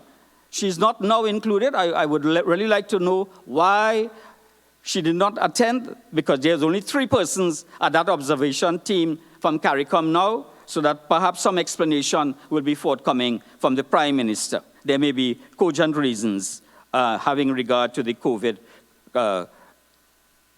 what we are experiencing with respect to that pandemic. Madam Speaker, so that is where you have a serious problem in Guyana, where the personnel are compromised and they're basically engaged in rigging the vote. Madam Speaker, the Chief Elections Officer of India recently indicated, utilizing a well-known quote, "Eternal vigilance is the price democratic countries pay for liberty." It is in this context, Madam Speaker, the opposition ought to be commended for the court action in which they took and which the judge ruled in a certain way, Madam Speaker, because notwithstanding the high level of trust placed in the Election and Boundaries Commission, it is the vigilance of the opposition in bringing a matter to the court that allowed a ruling to take place by the High Court of this country. This is from the election petition, August 19, 2016, from the Newsday, the Trinidad Express by Ricky Ramdas, Madam Speaker.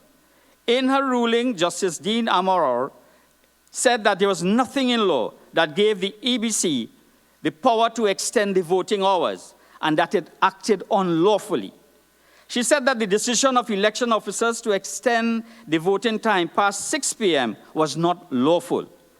Torrential rains and flooding on 7 September 2015 may have impelled the EBC to issue the directive they did. Nonetheless, the uncontrollable weather conditions did not confer on the EBC the power to direct that the law be broken. The EBC, itself a creature of statute, ought at all times to abide by the clear dictates of the law and ought not to purport to dispense with those dictates even if faced with apparently insurmountable problems. Accordingly, it was my view, and I hold, that the extension of the poll on September 7, 2015 was illegal, and elections of officers who failed to close the poll at 6 p.m. acted in breach of Section 27(1) of the election rules. However, the judge said that based on the overall conduct of the election, this was the only breach, and that based on the number of voters who cast their ballot between 6 and 7 p.m., it meant that the outcome of the results would not have been different had the poll closed at 6 p.m. The important point for us to note here is that notwithstanding the high level of trust, it is the vigilance for any breach that is what allowed the court to make that kind of finding, Madam Speaker. Madam Speaker, so it was illegal to extend the time. Similarly, Madam Speaker, in the most recent local government elections, Madam Speaker, can I indicate how much time? Remember, you end at 3:17:09. 3:17. Thank you. The EBC wrote UNC wrote the EBC over ballot mistakes. And I read from the Darlisa Guralal, 21st November 2019. The EBC on Thursday was forced to retrieve defective ballots issued a day earlier and send them to the government printery for destruction, for new ballots to be reprinted and the process of the packaging of ballots for special elections redone. UNC General Secretary Davindranath Tanku said the party was deeply concerned that the issue has affected some 40 electoral districts. Madam Speaker, so it is that vigilance for the democracy, vigilance for the price of democracy. So now, Madam Speaker, we come to the issue of the delimitation rules. Madam Speaker, at page 11 of the order, the draft order, it states and outlines the following prescriptions under boundaries and constituencies. So it is in the second schedule of the Constitution. These are the guidelines, the criteria for the establishment of boundaries of constituencies. One, it is made in accordance with under section 72(1) of the Constitution. 2, subject to paragraph 3, the electorate shall, so far as is practicable, be equal in all constituencies. 3, the number of constituencies in Tobago shall not be less than 2. In Trinidad and Tobago, 4, respectively, the electorate in any constituency shall not be more than 110%, nor be less than 90% of the total electorate of the island, provided by the number of constituencies in that island. 5, and I'll come back to 4 in a bit, Madam Speaker. Special attention shall be paid to the needs of sparsely populated areas, which on account of size, isolation, or inadequacy of communications cannot be adequately be represented by a single member of Parliament. 6, natural boundaries such as major highways and rivers shall be used wherever possible. 7, in this schedule, Trinidad means the island of Trinidad and its offshore islands, and Tobago means the island of Tobago and its offshore islands. So what you have is you have clear criteria laid down in the Constitution as to how the EBC will effect the change of boundaries. So that in the EBC is saying, Madam Speaker, upon application of Rule 4 of the second schedule referred to in the foregoing, the relevant parameters shown in the table below were determined using the figures for the total electorate in Trinidad and in Tobago, respectively. That is 1,074,224 in Trinidad and 49,927 in Tobago. Average per constituency, 27,544, Tobago, 24,964.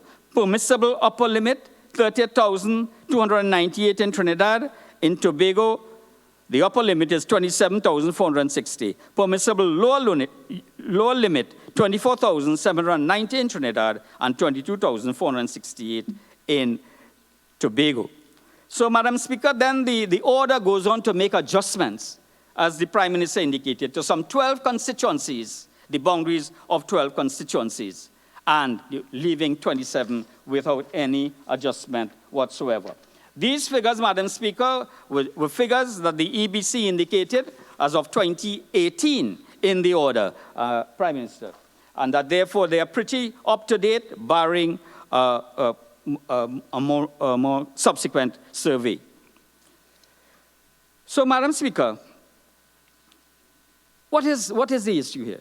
The issue here is that as a general concern, electoral boundaries are constructed in a fair manner and without political partisanship or bias. In other words, there is no gerrymandering. So, in other words, you do not delimit an electoral district in a distorted manner for political purposes. This is the criteria. This is what is required. Very clear. But what is interesting, Madam Speaker, is that you have an ouster clause in the Constitution. In other words, it says, and it says at section 72(7), the question of the validity of any order by the President purporting to be made under this section and reciting that a draft thereof has been approved by the resolution of the House of Representatives shall not be inquired into any court. Madam Speaker, this is obviously a regression, a throwback to the time of colonialism. and that therefore an ouster clause has no place in dealing with the fair, transparent, and credible process required for general elections in this country. Notwithstanding the presence of the ouster clause, Madam Speaker, in the most recent Privy Council decision, in which Mr.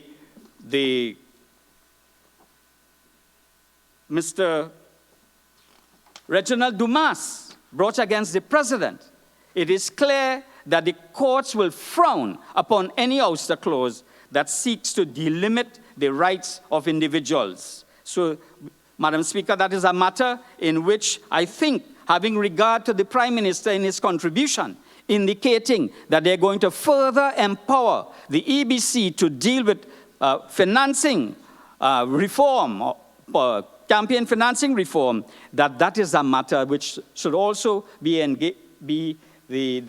should be engaged in order for that to be no longer part of the law, and instead of forcing matters to go for interpretation.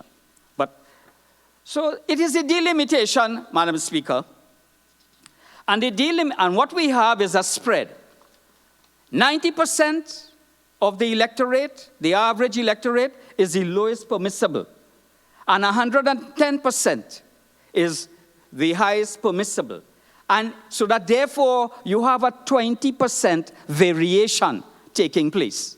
Madam Speaker, in an article entitled Reforming Constituency Boundaries by Carl W. Dundas, elections consultant, in the Commonwealth Public Administration Reform 2004, this is what Mr. Dundas had to say in the context of best practices, Madam Speaker, in dealing with the whole question of spread.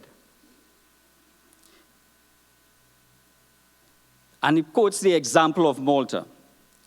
In the case of Malta, an alteration of the boundaries of any electoral division has to be done in such a manner that the number of members to be returned to the House for each division is as equal to the electoral quota as is reasonably practicable. However, the size of the electorate in any division cannot be greater or less than 5% of the electoral quota. The deviation here is allowed for geographical and population factors. The phrase electoral quota means the number obtained by dividing the total electorate of Malta by the total number of representatives to return to the House. So what they're saying, Madam Speaker, is that best practices, you confine it to a range of 5%. We have 20%. And I must indicate that Jamaica has a 50% range. So it provides room there. There is room in Trinidad, but we ought to think in terms of best practice to go to that 5% or seek to get some kind of information from the EBC as to how they can proceed, having regard to the plural nature of the society. Because when the Prime Minister spoke about people make uninformed speculation, so to speak, and they don't know the formula, the fact of the matter, we must acknowledge the sociology of the society, and we must need to act on that. And the other thing, too, is that the numbers, there has to be reliable data, Madam Speaker, reliable data on the whole question of the census. So therefore, there's this band of tolerance, and we are saying, perhaps in the future, there is need to further look at that band of tolerance from the 20% range that it is currently taking place. Madam Speaker, I want to also indicate to the Prime Minister that in his contribution, he spoke about the fact that Cambridge Analytica, and he went on at length to speak about Cambridge Analytica. The police made a finding, and one of the requirements of leaders is to acknowledge that you give the police the tools to deal with any crime that is committed. If it is the politics, then you can say it differently. But the police made a finding, you don't agree with the finding, but it cannot be your remit to question the police finding in that regard. That's my position on that. Madam Speaker, it is also clear that there is need for us to ensure that campaign finance comes to us, reform comes to us before the next general elections. Since 2006, I moved a private member's motion. Subsequently, Dave Saran moved a motion. Subsequently, Helen Drayton, former senators, moved motions similar. You're acting on it. That's your role. That's your role of the executive. But what the real test of your mettle will be whether or not you are willing to get that passed before you call a general elections in 2020. So, Madam Speaker,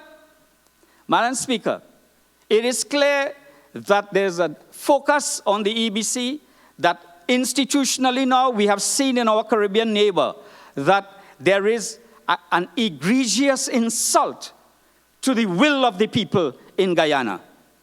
And that the Prime Minister has spoken out on it, but there is also the need of CARICOM looking at that matter.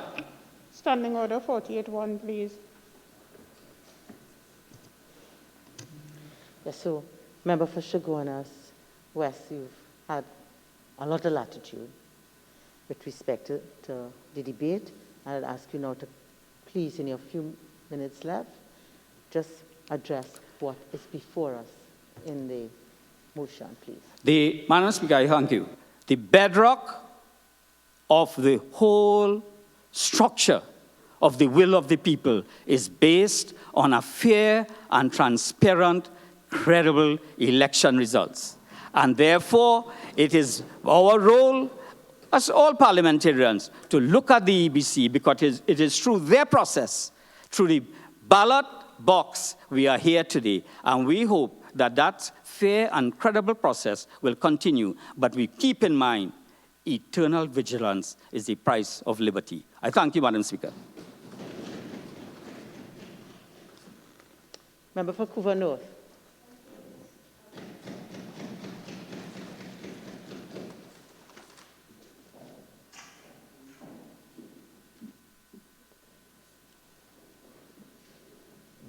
Member, you're reminded the speaking time is 20 minutes.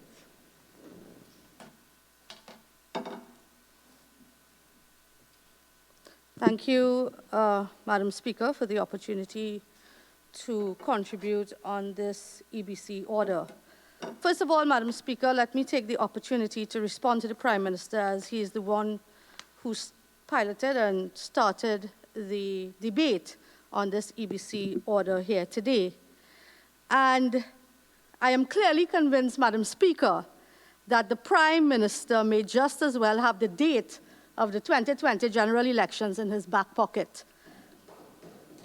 And I say that, Madam Speaker, because earlier on in a Prime Minister's statement, the Prime Minister came with the campaign finance reform bill, and of course, again, came to tout that it was being laid and its journey would go to a JSC, not given a definite timeline, of course, with respect to when it would come back here and be voted on and be made law. And clearly, that is an indication that the PNM is in high gear for general elections 2020.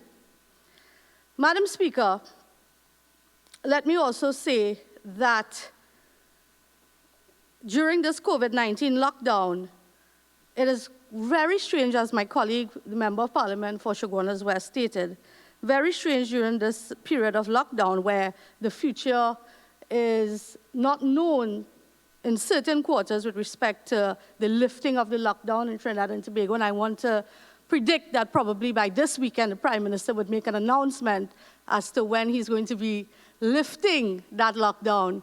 And hence... Okay, so Member for Couva North, if we can now get on to the substance. Sure, Madam Speaker. This order, please. Thank you, Madam Speaker. So I think I've made my point there with respect to the campaigning of the PNM and going into high gear for the general elections of 2020 with bringing this EBC order here today in the Parliament.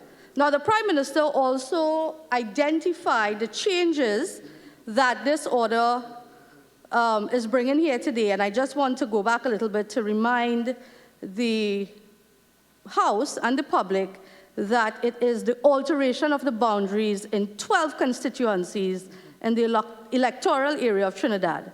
And in my constituency, in the constituency of Couva North, polling divisions 3151 and 3152 will now be sent to the constituency of Couva South, has been shifted to Couva South.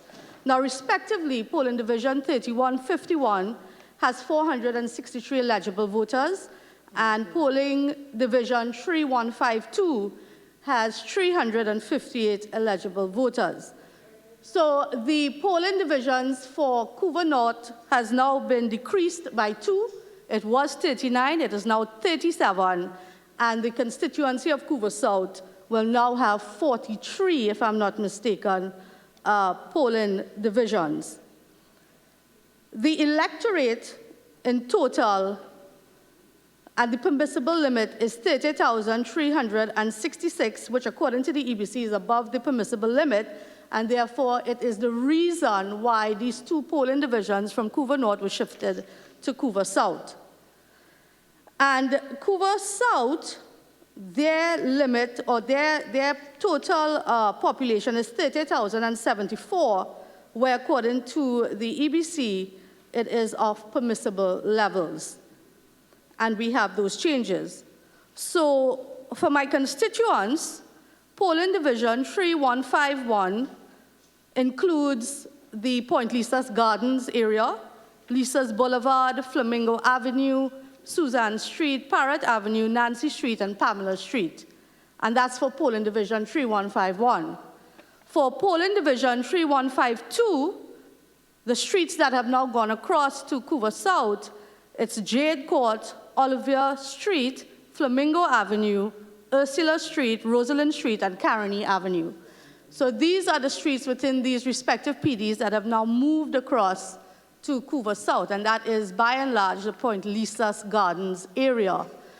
So we have lost 2 polling divisions, but Couva South has gained, and we're okay with that.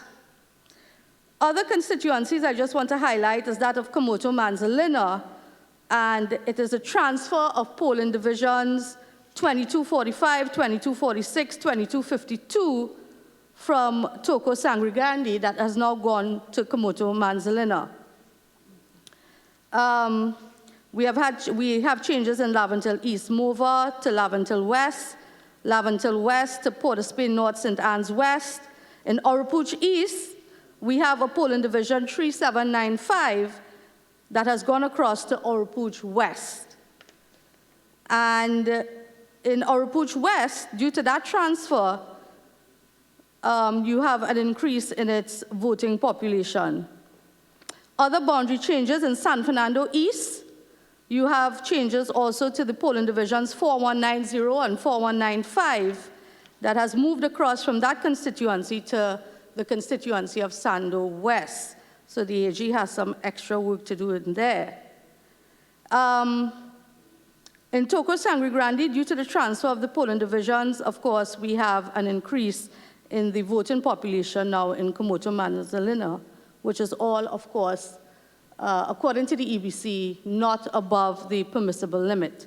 So, Madam Speaker, it is, again, as I reiterate, 12 constituencies with boundary changes for the general elections of 2020.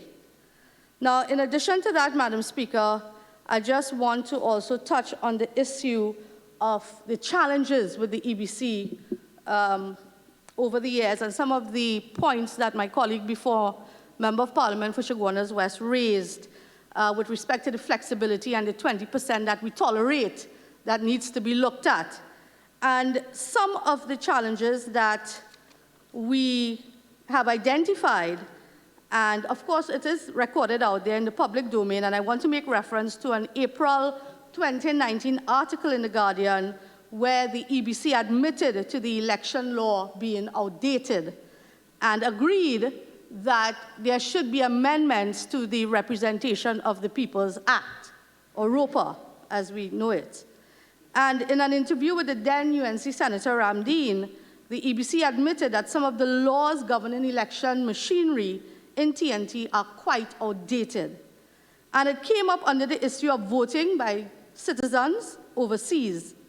the Representation of the People's Act needs amending, and a number of amendments need to be done to give the EBC the power and to organize elections in a way that those not entitled will be debarred. And in that article, and I quote, the opposition leader also, the Honorable Kamala Prasad-Bissessar, recently raised concern about them, the EBC operations, and reports of a Venezuelan national holding a TT ID card. So all of these issues, Madam Speaker, were taken to the EBC. And I want to make reference to a team that went across from our end here to the EBC and met with them on the 14th of February 2019. And some of the issues discussed are as follows. All right, so Honourable Member, in terms of this, again, I want to question you with respect to Standing Order 48.1. And whether what it is that you're about to embark on has anything at all to do Yes, Madam with Speaker. the order. So I'll give you a little leeway, but I'm just questioning you. Sure. Yes, and Madam Speaker, yes, I want to assure you that it does have to do with this EBC order, and I will highlight the issues discussed. The status of the Parliamentary Boundary Report 2019, I understand that that report was laid, and we had made a request to the EBC for it to be done, and the assurance was given, and it is here for all, and it's privy to the public. The 2017 Local Government Boundary Report, however, they have a leeway of 5 years in which to... And therefore, again, I stand upon relevance to what is before us. So I'll ask you please to move on and tie what you have to say to what is before us. Thank you, Madam Speaker.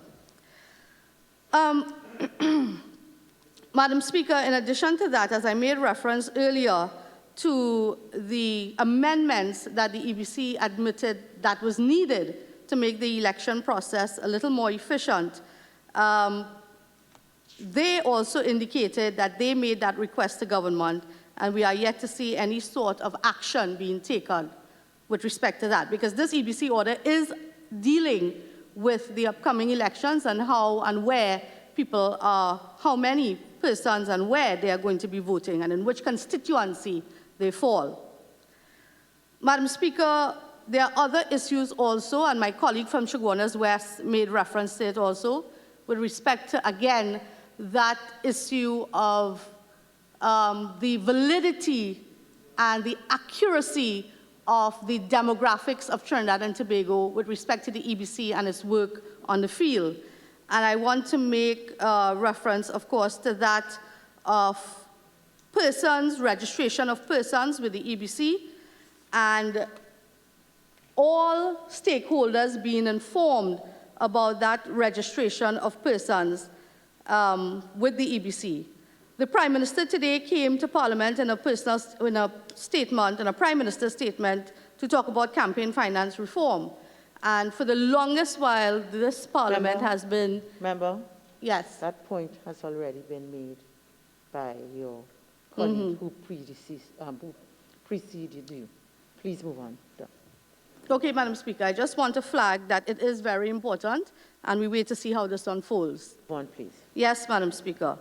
Another issue, Madam Speaker, with the EBC that needs to be addressed is the house survey. The last house survey was done in 2001, and a national field verification exercise was supposed to be done in 2018, but that too did not materialize.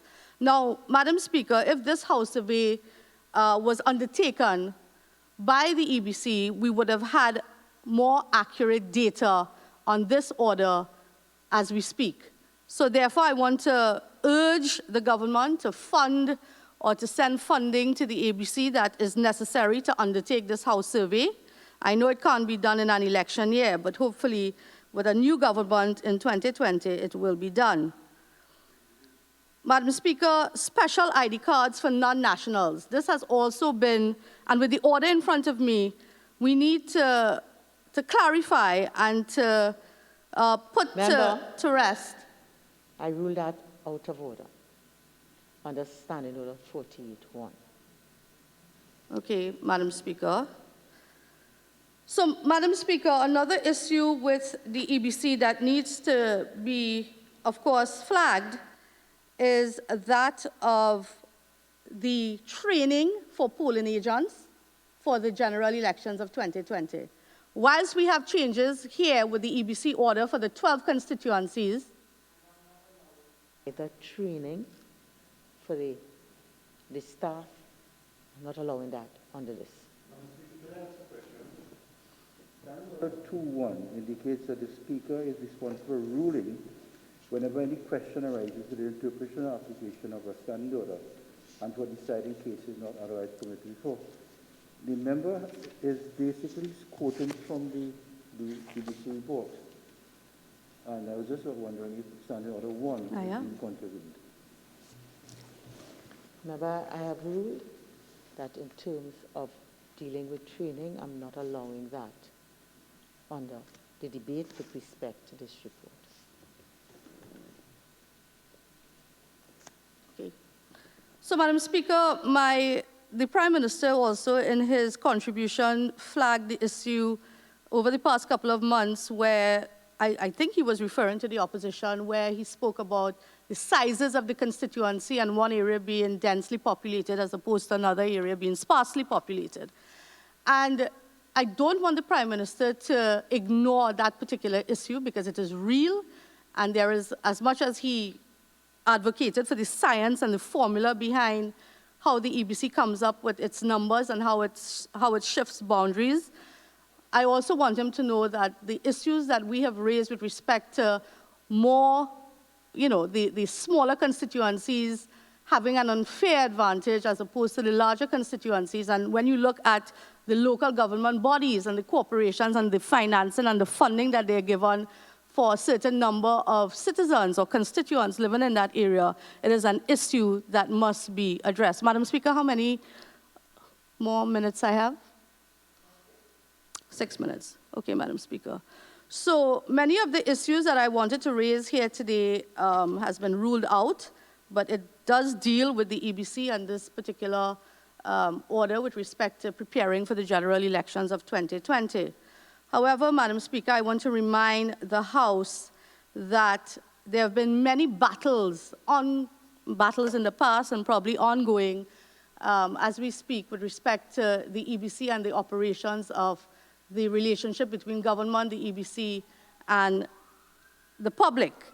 And I want to just refer to the 2007 general elections where we had an increase in the constituencies under the former Prime Minister, Patrick Manning, from 36 to 41, where it is that the lessons learned from 2002 was to avoid a tie in future general elections. And so those changes were made in 2007 for that particular election. So, Madam Speaker, as I wind up... Standing Order 48.1, please. Okay, so Member for Couva North, I heard it, as you say, as you wind up. So I'm hoping that you'll be guided and that I won't have to stand up again to remind you about Standing Order 48.1. Yes, sure, Madam Speaker. So as I wind up, Madam Speaker, let me just say that this government and this PNM Prime Minister fools no one. We are here today for the purpose of calling a general election in the near future. Madam Therefore, Speaker, Madam Standing Speaker, Order 48.1, please. With bated breath. Thank you, Madam Speaker. Prime Minister.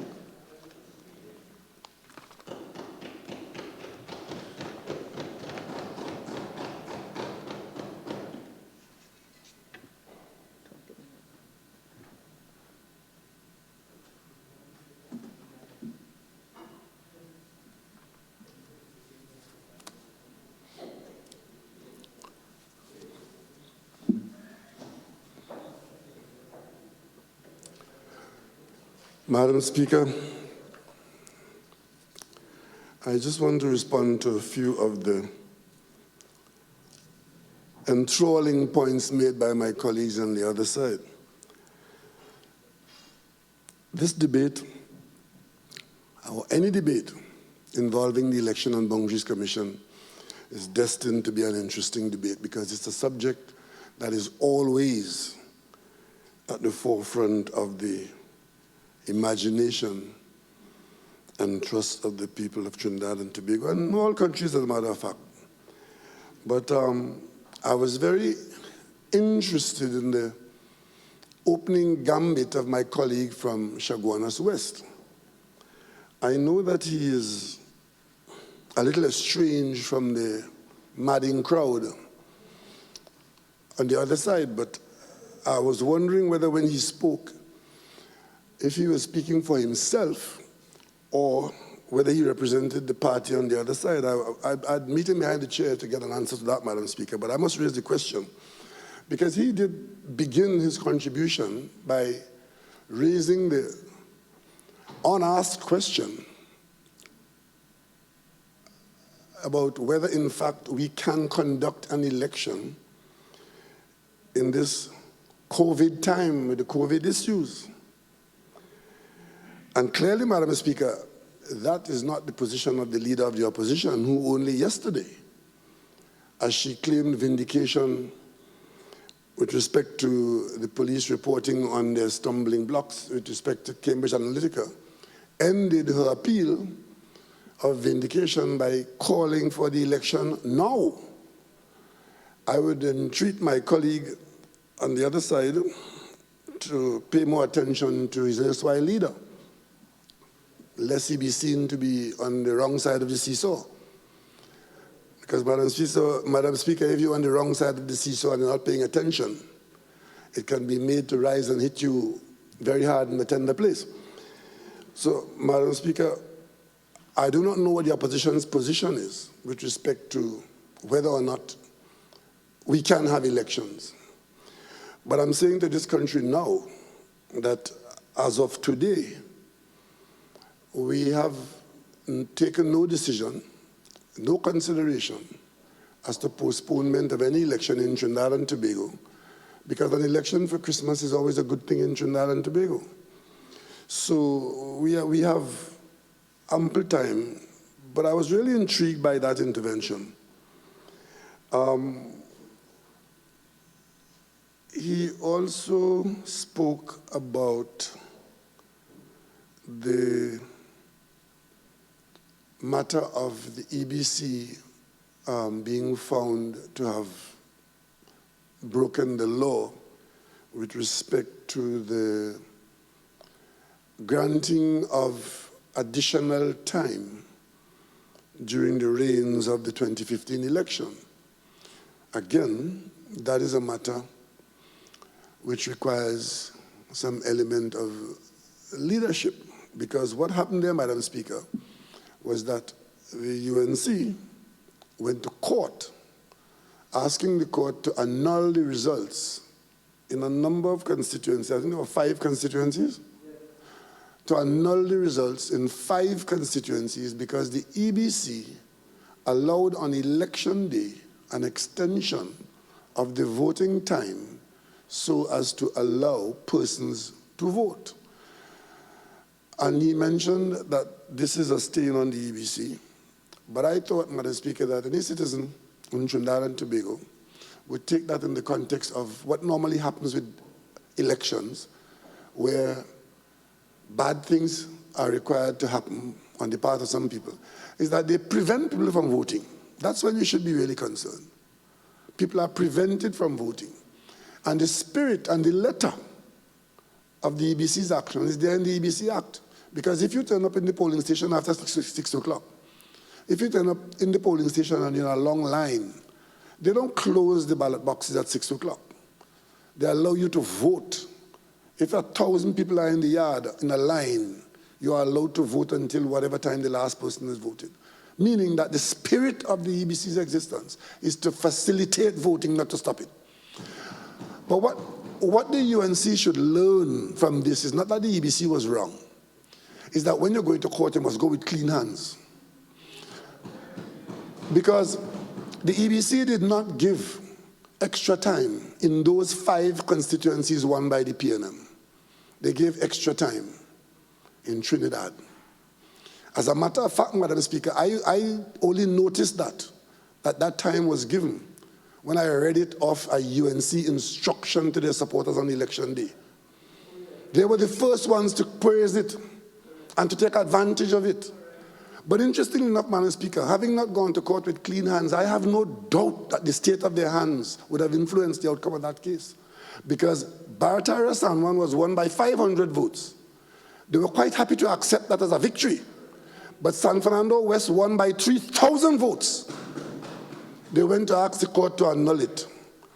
But all I could say today, notwithstanding the fact that he's raised it out without the permission of his leader, you owe the PNM a number of millions of dollars for losing that case. Pay it. Because we intend to collect it from every single one of them, Madam Speaker. They took the party to court. They incurred huge expenses. They claimed victory along the way. They asked for costs of millions of dollars. They lost an appeal, and they now owe the money. So instead of coming here now to raise that, to put a black eye on the EBC, pay the money for the case that you've lost. My colleague also raised the matter of Guyana. I simply want to say that none of us in this government or in the PNM is invested in any way in Guyana. We have no horse in Guyana, except that we want the best for the people of Guyana, and we want to see them solve their problems as quickly as possible so that the results of an election could be concluded and that Guyana could continue to maintain its high standing in CARICOM. So, and as for, he raised the question to me about why the Trinidad and Tobago's rep, who was the chief elections officer, not back in Guyana. Madam Speaker, I took the position that Trinidad and Tobago had made its position very clear. There was an observer mission in Guyana from CARICOM. That mission observed the election. The election took place. That mission left before the results were concluded, as they still are. Because had the mission stayed, they would have been there all now, the observer mission of CARICOM. However, subsequent to that, when the difficulties began to appear, a delegation of leaders of CARICOM visited Guyana. I was among that mission, and we met with all the political parties in Guyana, and we thought that we had somehow brought some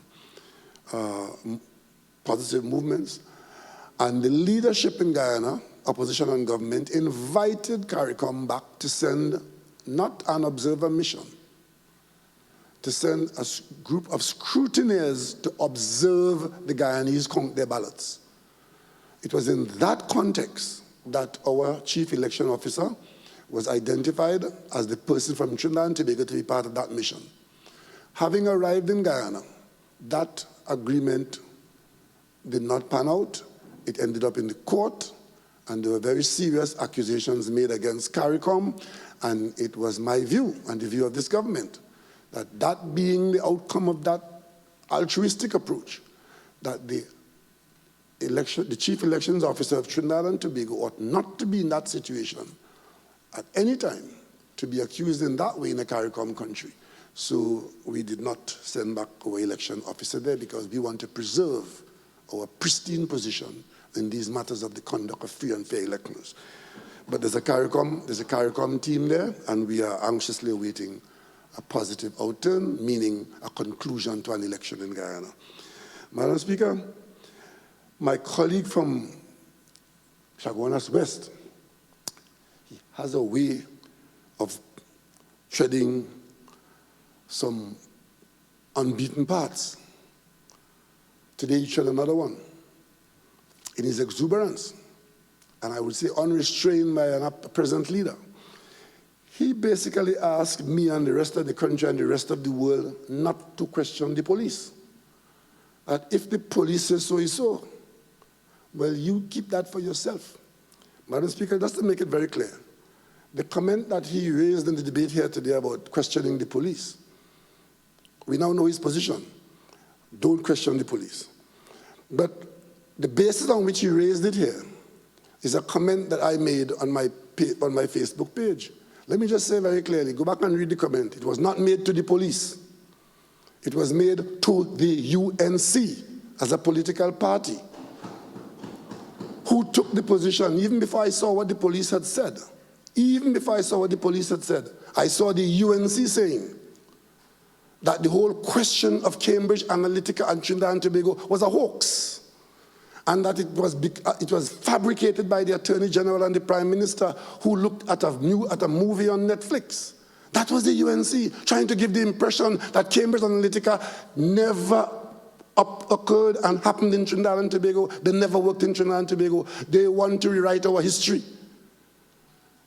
So you read my comment as a comment to that UNC trying to rewrite our history, and had nothing to do with anything the Commissioner of Police said. And having said that, I, as a citizen, I would be very careful as Prime Minister if I have to criticize the police. But as a citizen, I will criticize the police if I have to. So to tell me that if the police says so is so, let me ask you a question, Madam Speaker. You must have heard the DPP telling this country in the Jack Warner money matter, which is on YouTube. Madam Speaker, I'm responding to the debate as opened by my colleague from Shakonas West. Prime Minister. What do you think? Thank you. Overruled. Prime Minister, continue. Thank you very much, Madam Speaker. To tell me that I must not question the police in this context, and to question, and because you're implying that it was some political response to the police. Not at all, not at all. Not at all. Because I'll give you one example. The DPP gave an instruction to the police to look at the CONCACAF money matter in Port of Spain, which is on YouTube. Money in a suit, in a briefcase, given out at the Hyatt in Trinidad. And when the police took that to the DPP in furtherance of prosecution, the DPP got what you call a threadbare file. And he asked them to look at the action that happened there under the Customs Act. I want to ask my colleague from Chaguanas today, have you ever heard anything about that? Was there ever any response to that from the police? An instruction from the DPP to examine the conduct of officials under the Customs Act to see whether money was illegally brought into this country and engaged in illegalities? And you telling me today I must never question the police if the police says so is so? I wish you'd tell that to all the defense lawyers in this country who go to the court to defend people in the criminal arena, who make a living questioning the police. Anyway, Madam Speaker, I move on.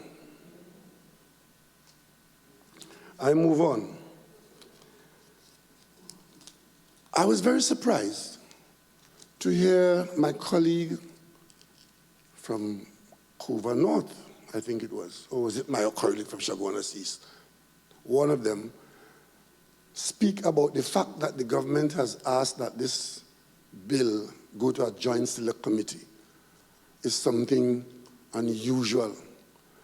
Madam Speaker, if my memory serves me right, virtually every bill we have brought to this Parliament got a response from the opposition, send it to a committee, send it to a joint select committee. And many times we didn't do that, but their demand was they wanted in committee, joint select committee. If there is any bill that requires to go to a joint select committee to get the public to have its say on it, it is this bill. Because this is a bill that really is breaking new ground, because there are some introductions in there, and I suspect that there are strong public views in there as to whether, in fact, we should do the things that the bill say we should do. For example, I know there'll be people in this country saying that there should be no public money paying for elections. Never mind that elections create the country's management. Some people think it should be by magic. So let the people say what they have to say. You don't have to spend the whole year doing that. And I told my friend from Couva North, from the day I was sworn in as Prime Minister, I had the election day in my back pocket, because only the Prime Minister can call elections in this country. So you made a great discovery today, an epiphany. You have made a great discovery today that the election date is in the Prime Minister's pocket. That was there ever since I was sworn in. The question is, tell me what you all want. In one breath, the leader wants the election now because she wants to get back into office now, because she thinks the country crazy. You don't want the election because you think I am doing something funny to call the election with your colleague from the other house using COVID for elections. The elections will be called when the elections are due. And let me finally, Madam Speaker, just talk about this size of constituencies. We have changed our standing orders in this House, and we are operating the Parliament in a series of committees, which I support, for the purpose of greater monitoring and examination of the country. We have a parliament of a certain size and a number of parliamentary sessions and so on, and we have found a certain amount of inadequacy with respect to the monitoring of the budget, which is now in the order of $50-odd billion. It requires greater management and oversight. I need not tell you about the reports that come here that never see the light of day because there just is not enough time to look at them or enough people to look at them. And what I thought my colleague was going to say when she mentioned the number of seats, not that you have 41 seats so you wouldn't have a tie, but whether in fact we should have more seats in the parliament so that you can have, one, better servicing at constituency level, and two, more people to manage the country's monitoring and examining the government's operations. That is something that needs to be discussed. And of course, in terms of size of constituencies, the case had been made when Tobago had 1 seat. The case was made that because of the peculiar nature of Tobago in Trinidad and Tobago being an island, small island, and disconnected and so on, much more than it is now, that for Tobago to have its real place, there should be 2 Tobago seats. There are some people who believe that Tobago should have 3 seats. To have a fair enough size of Tobago in the parliament and not be confined by 2 seats because of the mathematics of the equation that you disparage. But the case that was made for Tobago, I suspect that a similar case can be made for 1 or 2 other areas in the country. The rural areas, the East Coast, we talk about the Eastern Seaboard, where our constituency is a quarter of the country. Right? But that wouldn't be done in the context of Trinidad and Tobago. The country is Trinidad and Tobago, not Trinidad and Mayaro. That took place in this parliament before. But it's a conversation that needs to be had. And maybe today is not the day, but let us not close ourselves off to the realities of that. Being the MP from Conahan to Goyari is not really, the best thing for the people who live in that area. And therefore, we need to be more imaginative as we go forward, rather than more stick in the mud, as some of the comments we heard coming from the other side. But Madam Speaker, I thank them for their contribution, and I look forward to their vote in accepting the recommendations of the Election and Boundaries Commission, an institution of which we are all very proud. And Madam Speaker, on that basis, I beg to move. Honourable members, the question is, be it resolved that a draft order entitled the Elections and Boundaries Commission Order 2020 be approved. All in favour say aye. Aye. Any against? The ayes have it. Bill, second reading.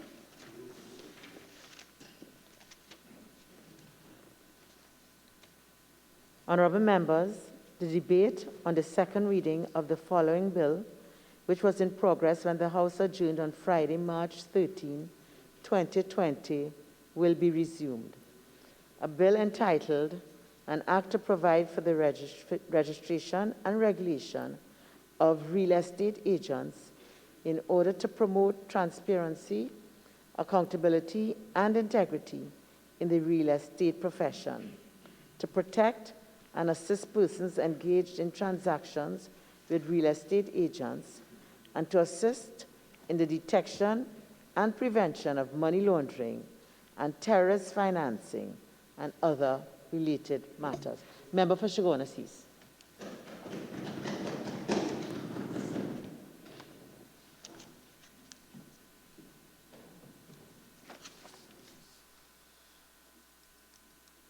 Thank you very much, Madam Speaker, for allowing me to contribute to the bill entitled An Act to Provide for the Registration and Regulation of Real Estate Agents in order to promote transparency, accountability, and integrity in the real estate profession, to protect and assist persons engaged in transactions with real estate agents, and to assist in the detection and prevention of money laundering and terrorist financing and other related matters. Madam Speaker, essentially what this is telling us is that it has to do with registration and regulation of real estate agents and also the operatives. In other words, this sector is clearly not registered and unregulated. Madam Speaker, when the bill was presented to us by the Honorable Attorney General, he gave us some reasons for laying this piece of legislation, which has 83 clauses.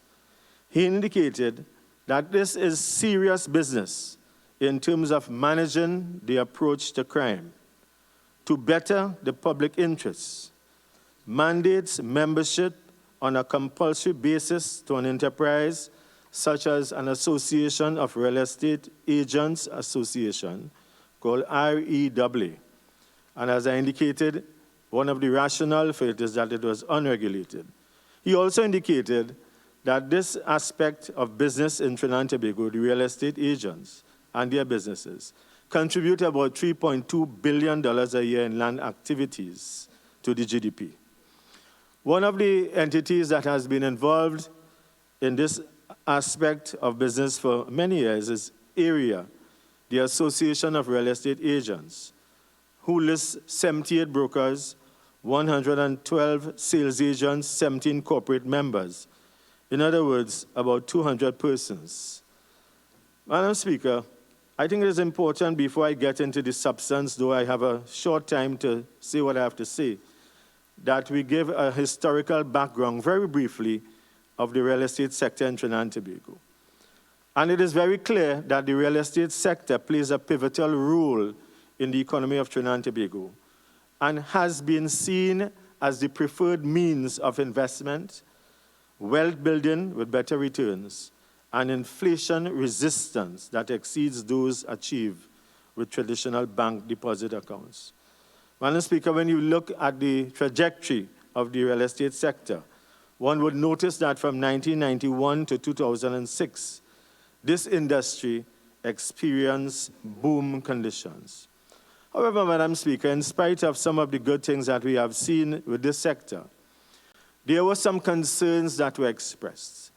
And when one looks at the articles in the newspapers, reference is made to some of the following. Number one, there's an article saying, criminals using real estate for money laundering. Another one says, fraudulent real estate agents on the prowl. And that is the Guardian of Wednesday, March 11, 2020. A third one talks about lawsuit. 68 fooled into buying Cedrus land without deeds. That was mentioned in the Daily Express of January the 11th, 2019. Real estate fraud, they indicate, has been increasing in costs. The FIU, the Financial Intelligence Unit, reports have shown that there have been significant suspicious activities within the real estate sector. When one looks at the period of 2014 to 2019, indeed, some real estate agents have been maligned for their handling of property matters, and therefore, in accordance with Clause 27, we must ensure that all registered members of this association possess the qualities of integrity, trustworthiness, capability, competence, and honesty. Madam Speaker, it is on that basis that we require a certain level of training and education, as mentioned by the Honorable Attorney General, and to which we can all agree. This is, as was repeated before, an unregulated industry. And as we seek to implement proper legislation, there are certain key areas I would like to pay particular attention to. As we have been told before, it is to bring order and control to the real estate business. Madam Speaker, having said what I have said and noted some of the unfortunate circumstances in this sector, I want to focus to some extent on the quality of persons involved in the real estate agency and industry. You may have various committees, as we see from this 83-clause bill. You may have different boards, you may have standards, you may have codes of ethics, but Madam Speaker, fundamentally, what drives the integrity of an organization is the quality of the personnel. Since, as the Honorable Attorney General said, this is serious business, we must be serious about the quality of persons who we are expected to be registered and licensed to protect, as it were, the public interest, and who will practice as associates, agents, and brokers and developers. Madam Speaker, I want to move on to Part 6, the licensing of brokers, Clause 40, page 16 of the bill. And one of the things it speaks about is that the licensing committee may issue a license where the committee is satisfied that the applicant, A, as in the case of an individual, is a sales associate, is a person of good character. And Madam Speaker, I'm hoping that this good character here means that this person must provide evidence of good character by obtaining a police certificate of character, which will be evidence. I don't think it is sufficient for us to expect that good character means that you will get a recommendation from a principal or from a priest or even from a politician, but there must be evidence of that good character, that this is a fit and proper person to engage in the business of a broker, has satisfactorily completed such training in real estate business with an institution accredited by the Accreditation Council, or such course in real estate business recognized by the Accreditation Council as the committee may approve. It goes on, Madam Speaker, in Part 5 to say, has successfully completed such additional training with an institution accredited by the Accreditation Council, or such additional courses recognized by the Accreditation Council, as the minister may approve after consultation with the association and the committee, and has a policy of professional indemnity insurance for the prescribed amount. Madam Speaker, in saying this, one of the things I want to indicate is that I've met with stakeholders in this sector, and some of the things that they are concerned about is that they have persons who are agents, real estate agents and brokers, and who have been practicing for the last 10 or 20 or 30 years. And since the Accreditation Council is mentioned here, I want to suggest for the consideration of the Honorable Attorney General that we must be able to consider, rather than to put these people through a program of study for 18 months, as has been done in the case of Roy Tech, which was one of the early institutions. I want to ask the Honorable Attorney General to consider a modality of assessment which is called PLAR. That means Prior Learning Assessment and Recognition, or sometimes referred to as APL, Accreditation of Prior Learning. What that means is that whatever you would have learned in practice or informally can be assessed. The bill talks about developing standards of performance. And if these standards are developed, they can be assessed against these standards. And in some cases, you may be able to get credit. So it abbreviates or shortens while not compromising the quality of the training and certification. And I also want to suggest for the consideration of my friend, the Attorney General, that there is something called the mutual recognition of transnational programs, whether it is in CARICOM or extra CARICOM, so that if you do programs in any part of the world and we have agreements with the relevant accreditation bodies, that body will be able to accept our qualification, and similarly, we'll be able to accept their qualification. Madam Speaker, I want to also say in support of that, I would have done a study in terms of comparing Trinidad and Tobago, Singapore, Jamaica, and Canada. And I just want to indicate, in support of what I'm saying, that the executive director in the Canadian context may grant an exemption from any or all of the educational, examination, or other requirements prescribed, approved, or adopted by council for real estate or mortgage brokers, referred to in 1 above, to an applicant who satisfies the executive director that the applicant, and this is the key here, which the Attorney General is what I'm going to allude into, has satisfactory expertise and experience and knowledge of current real estate or mortgage broker practices in the case of Canada. Madam Speaker, this is one of the things that the persons who I met with indicated that they would like me to present on their behalf so that they'll be able to expedite their registration and licensing. I also want to suggest to the Honorable Attorney General that he may be able to see the real estate industry, how it is continuously evolving, and real estate agents need to be trained to upgrade their skills and enhance their competencies. Very often we hear about developers as well. When you have a concern about a certain development that has taken place, and you're looking for that developer, you can't find them or you don't get the kind of redress. And in that context, I want to recommend the Attorney General, the Honorable Attorney General, to also take a look at the University of British Columbia's Sauder School of Business of Canada, which is referenced here.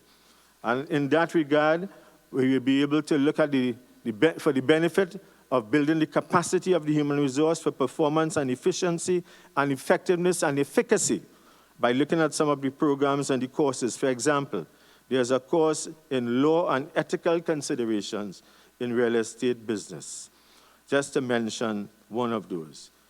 Madam Speaker, in that regard, I want to suggest for the consideration of the Honorable Attorney General that while he will have a licensing committee, excuse me, while he may have a disciplinary committee, because of the critical importance of building the capacity, building the integrity, making sure persons are competent, that a new committee should be established to ensure continuous education and professional development. There ought, in my view, to be an education and certification committee, not only a licensing and disciplinary committee. Madam Speaker, one of the reasons I'm saying this as well is that there are many times when the real estate agents or the brokers may attend professional development seminars 1 day or 2 days or 3 days.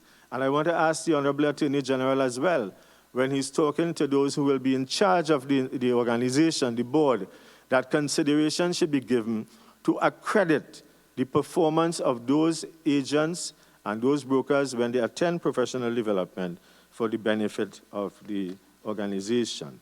So that if you went to a 3-day symposium, you'll be able to get credit for that. That will be counted towards your experiences. Madam Speaker, I did mention that I made contact with 2 organizations, stakeholders in the field of real estate. And one of the things that they asked me to convey to the Honorable Attorney General is the increased amount of consultation that they would like to see.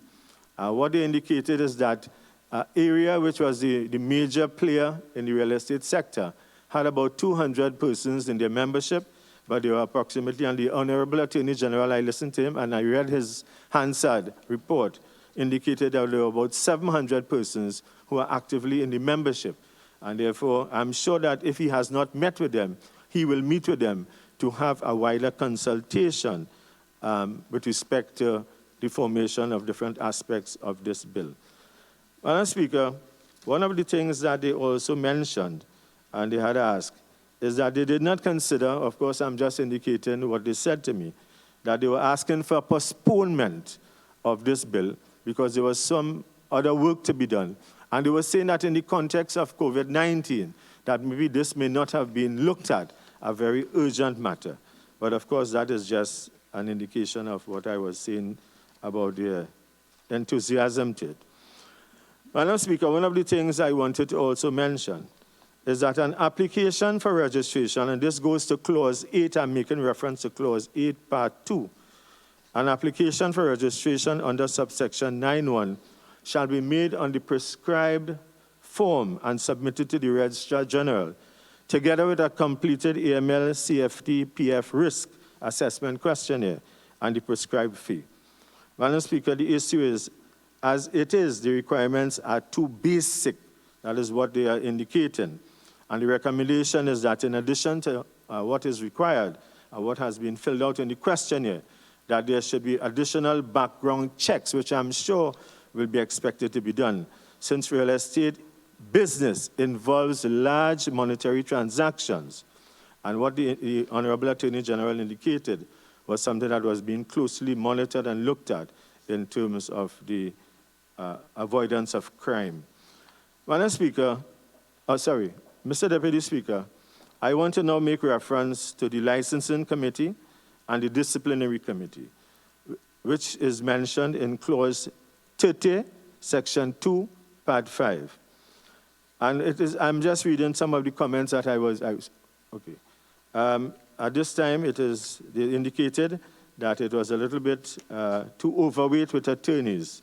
Mr. Deputy Speaker, as I conclude, I know there are a number of things I would have liked to say, but I just want to conclude by saying the Real Estate Bill 2020 has found itself debated in the middle of COVID-19. This pandemic has taken a heavy toll on our open national economy and indeed the global economy. This virus is a tough enemy, invisible but formidable.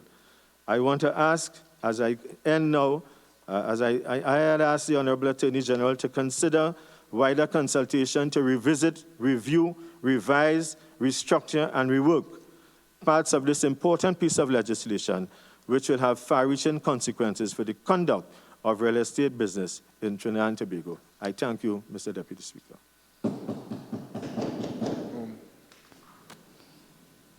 I recognize the member for San Fernando East. Thank you very much, Mr. Deputy Speaker. Thank you for recognizing me, and thank you for giving me the opportunity to contribute to this bill, an act to provide for the registration and regulation of real estate agents in order to promote transparency, accountability, and integrity in the real estate profession, to protect and assist persons engaged in transactions with real estate agents, and to assist in the detection and prevention of money laundering and terrorist financing and other related matters. Mr. Deputy Speaker, debate on this bill so far has not been adversarial in the usual sense as we see debates go in this House. In fact, there has been a meeting of the minds, and generally there has been support for this bill and these measures proposed by this government. And in that regard, Mr. Deputy Speaker, I want to commend and congratulate those on this side who've spoken before, the Honorable Attorney General for piloting these measures, the member for Laventille West, as well for giving a sterling contribution to these measures, which are landmark and which are needed in the country at this time. Mr. Deputy Speaker, the member for Tabaquite spoke before me, and the member for Tabaquite was very much in support of this bill. He was very much in support of government's policy to regulate, for the first time, the real estate sector. And the member, like many others in this House, has an interest in real estate, and we welcome his support because he understands the importance and the urgency to change the way we do business in the real estate industry. And Mr. Deputy Speaker, the member for Shoguanas East as well spoke in support, giving recommendations. He spoke about continuing professional development, which is an area that I'm sure that the real estate associations, they very proactively will pursue.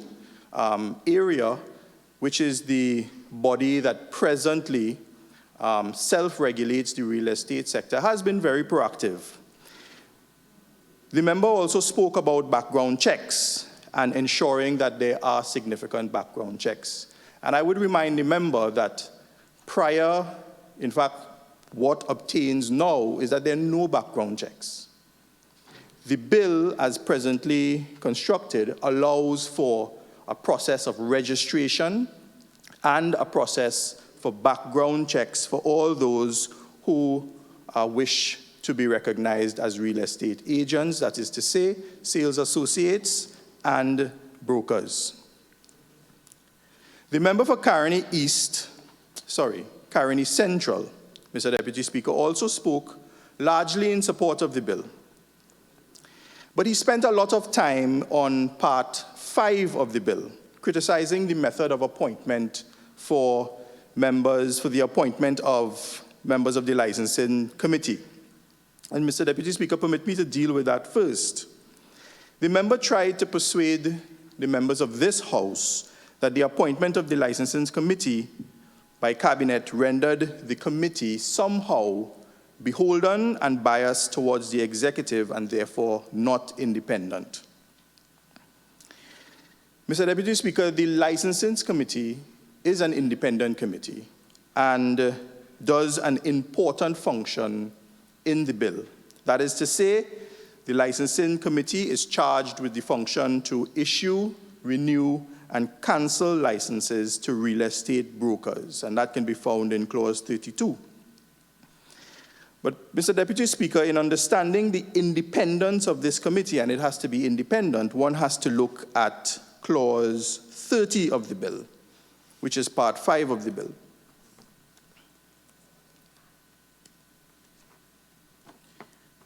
And Mr. Deputy Speaker, in Clause 32 of the bill, it says, the President shall appoint a committee comprising 7 members as follows.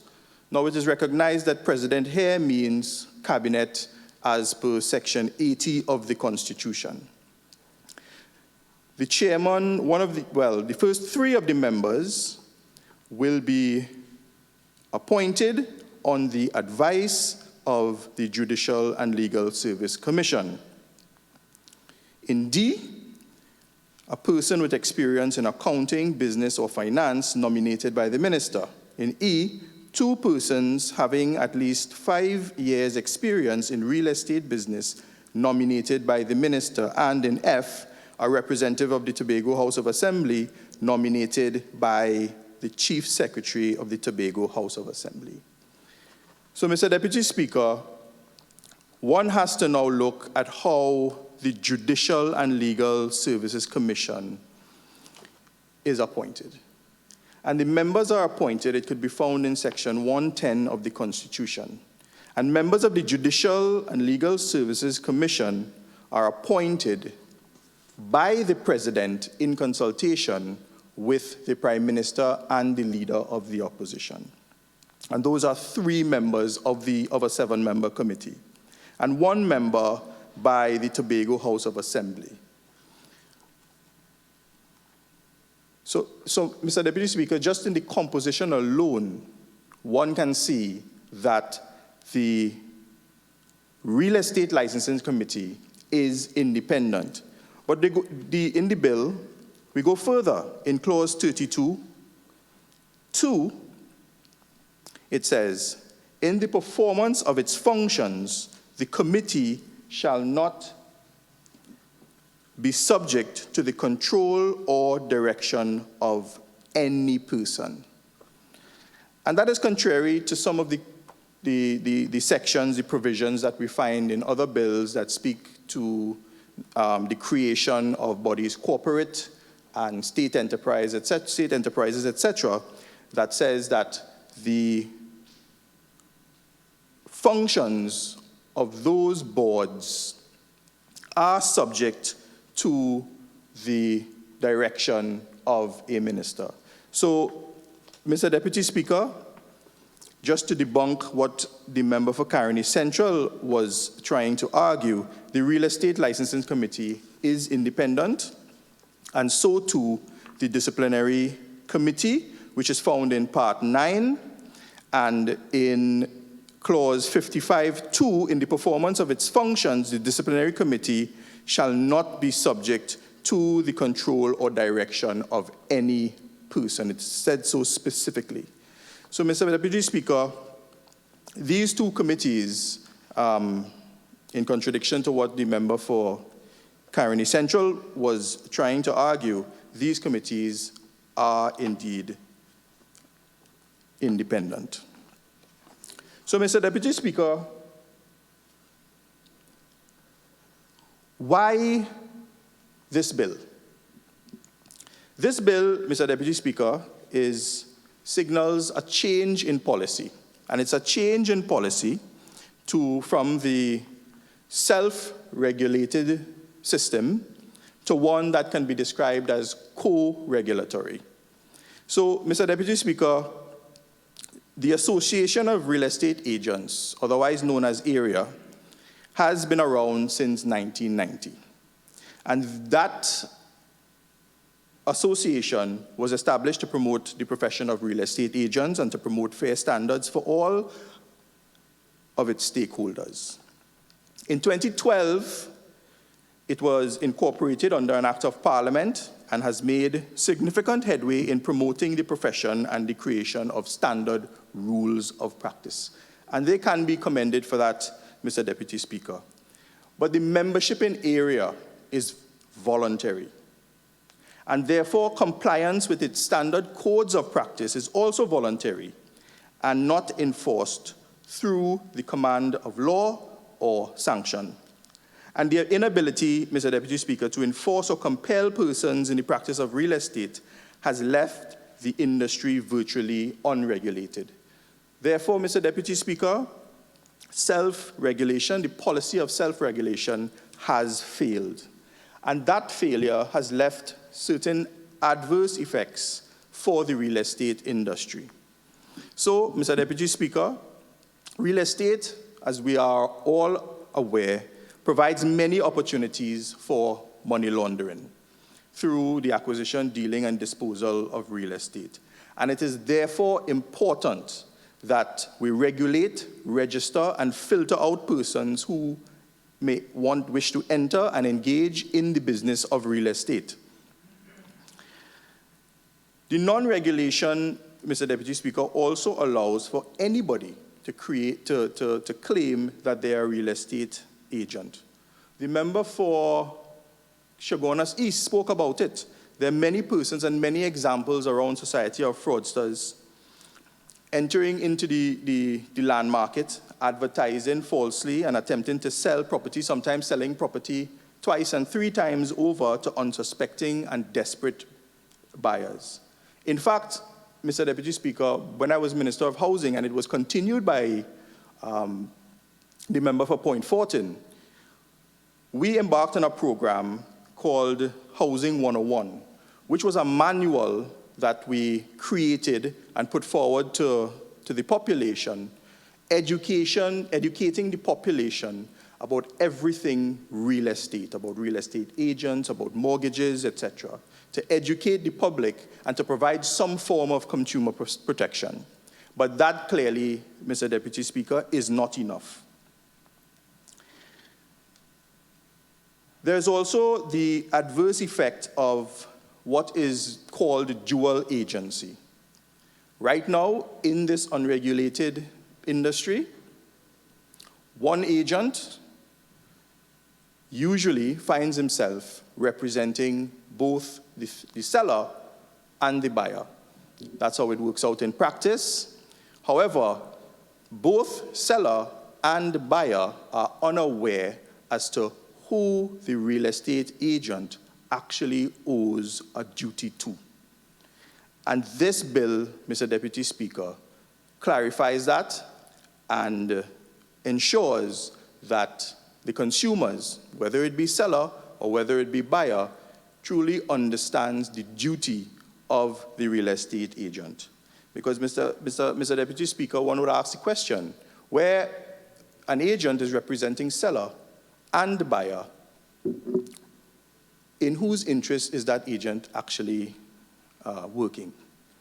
Whether it is to get a large commission, so he's working in the seller's interest, or whether it is to move on quickly and therefore cause the seller to accept a lower price and therefore working in the interest of the buyer.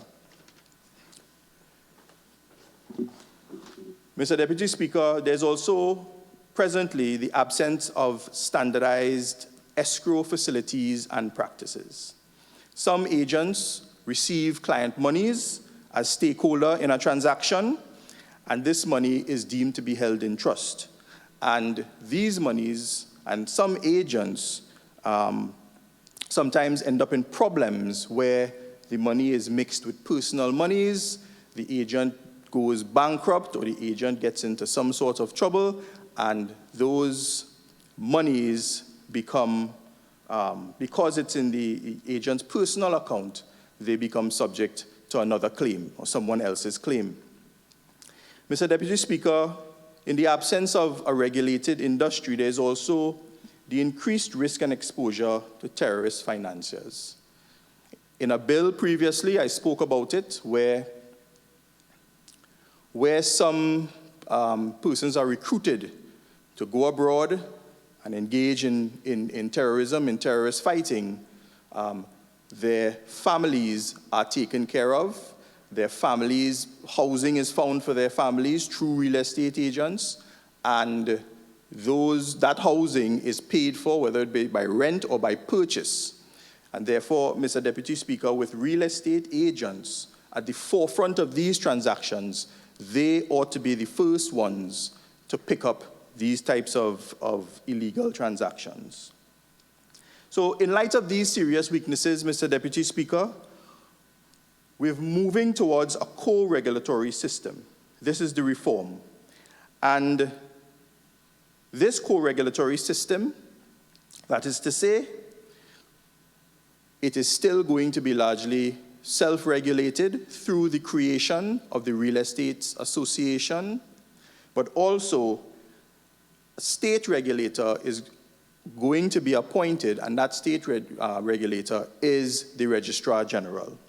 And this new regulatory system, Mr. Deputy Speaker, provides robust mechanisms to inspire consumer protection and confidence, and to protect our financial system from the adverse effects of crime and money laundering.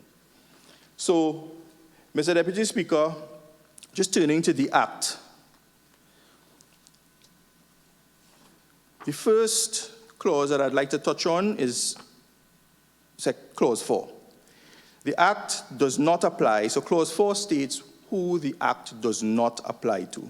And the Act does not apply to especially the state, agencies of the state, the LSA, the HDC, and even UDICOT in their property management activities. The Act does not apply to those persons, or to those agencies, rather, or persons working in those agencies. In fact, Mr. Deputy Speaker, while Minister of Housing, I had the task of selling the Victoria Keys apartments. And if I could remind you, the Victoria Keys was a project that was taken totally out of control under the last government, where a $200 million project ballooned to $600 million. And government decided to sell those properties on the open market. And there was a question. There was a question as to whether the HDC would be caught as a real estate business under the Proceeds of Crime Act. And Schedule 1, I think it is, speaks to what is a real estate business. And we had to write. We wrote to the FIU asking the question whether or not the HDC was indeed caught under the Act. This Clause 4, Mr. Deputy Speaker, makes it pellucidly clear that the HDC, the LSA, and other state agencies dealing in real estate business are not caught in the Act. Mr. Deputy Speaker, in Part 2 specifies what is the practice of real estate business, what types of activities are caught and what is not. And I'll go straight to Clause 5, Subclause 2, Sub D. And it's very important to state, because I think it's a question that most citizens... 2 more minutes. Thank you. I think it's a question that a lot of citizens have at the forefront of their minds. The question of whether it is going to be mandatory to engage a real estate agent when one decides to deal in his own property. And Mr. Deputy Speaker, just to quote, notwithstanding subsection 1, a person shall not be regarded as engaging in real estate business by reason only of the fact that he deals with real property of which he is an owner or part owner. So that answers that question. Persons who are owners or part owners of real estate wishing to become seller on their own behalf, they are not required to register under the Act, and they are not required to engage a real estate agent. Mr. Deputy Speaker, in this Act, real estate agents are broken down into two: sales associates and brokers. And the difference between a sales associate and a broker has a fiduciary duty and enhanced and increased duties towards its client. Sales associates do not. Mr. Deputy Speaker, Part 3 deals with how real estate business registrants are registered, the application, qualification, disqualification, objections to registration, etc. Of course, with the limited time, Mr. Deputy Speaker, I can't go through the entire Act, but suffice it to say, I am very proud of this government. I'm proud of the Attorney General, all of us in the LRC, for bringing this bill to regulate the real estate industry. I am happy to support it, and I am happy to ask for the opposition support in this bill, and I thank you for the opportunity, Mr. Deputy Speaker.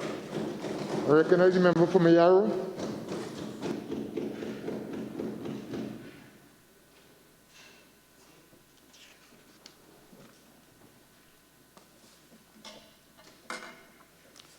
Thank you very much, Mr. Deputy Speaker, for recognizing my request to join in this debate this evening. Mr. Deputy Speaker, I take into consideration the limited time that we have here in this new COVID-19 shape of our debates. I want to dive quickly into my contribution. My colleagues from Caroni Central, Tabaquite, and today Chaguanas East must be commended for the contributions that they have made in such succinct manner in dealing with several of the clauses in the bill. Mr. Deputy Speaker, the purpose of the legislation is a very laudable one. I don't think there's anyone who cannot or will not support any legislation that provides for the registration and regulation of real estate agents in order to promote transparency, accountability, and integrity in the real estate profession, especially an area, part of the economy where it is riddled in cases of fraud, severe money laundering, and in some cases, financing of terrorist activities. So the bill itself seeks to provide governance and legislative control in a very important industry. And this industry contributes heavily to the GDP. It employs thousands of professionals. And obviously, Mr. Deputy Speaker, it operates in a very vital social and economic sector. So there can be no challenge to the purpose of, and the intent of the legislation.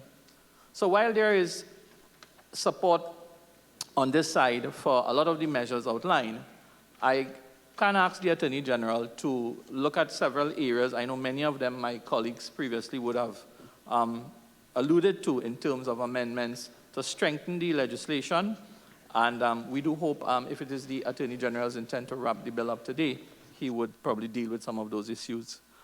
Mr. Deputy Speaker, this bill is about real estate agents, and it is very timely because it is being debated at a time when there is several reports out there in the media about landlords who are kicking their tenants out because of the COVID-19 challenges. You have some homeowners because of the lockdown, and perhaps prior to the lockdown, who are having difficulty in paying their mortgages and so on. Many of them are ready to give up their keys to the banks and so on. So I think this legislation is very appropriate. It has come in the right time. And I do hope by the time the components of this bill is put into effect, it can address some of these challenges. What I find happening today, Mr. Deputy Speaker, it reminds me of the late 1980s when you had severe tightening of the economy And several of the comments that you are getting on the ground concerning the ordinary man, the ordinary homeowner, Mr. Deputy Speaker, it's very similar to what existed back then.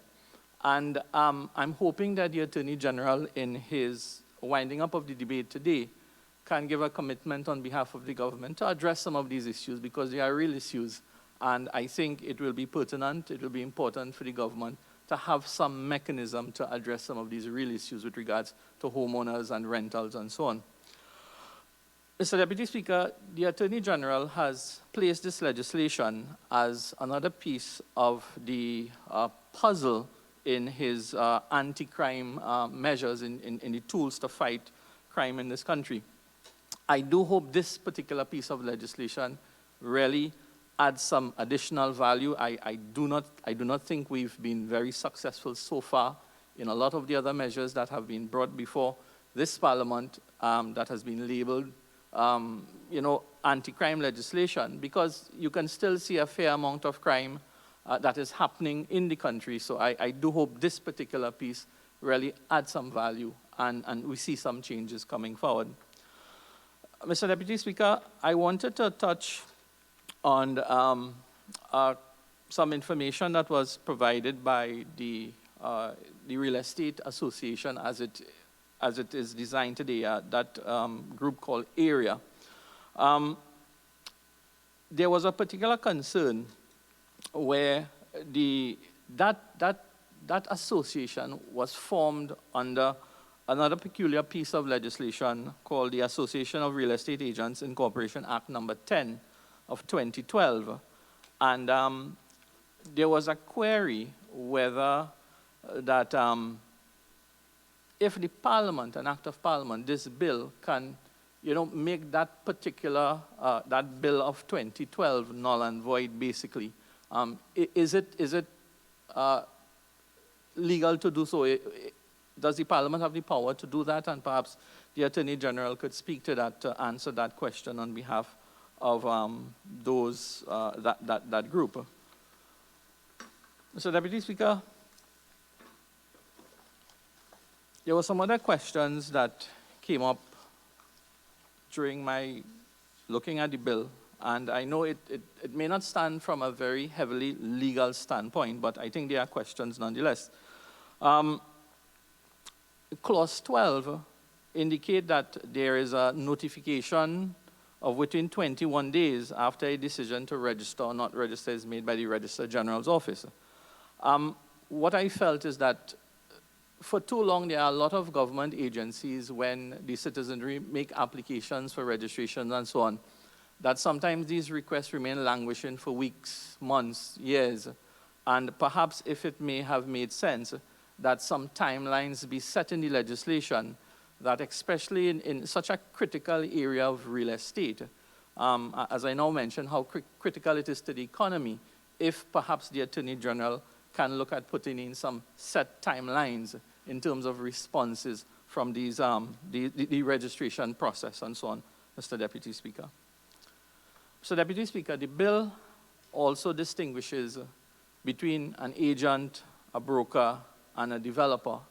And in my mind, I'm asking, what happens when the same characters are representing themselves in various portfolios?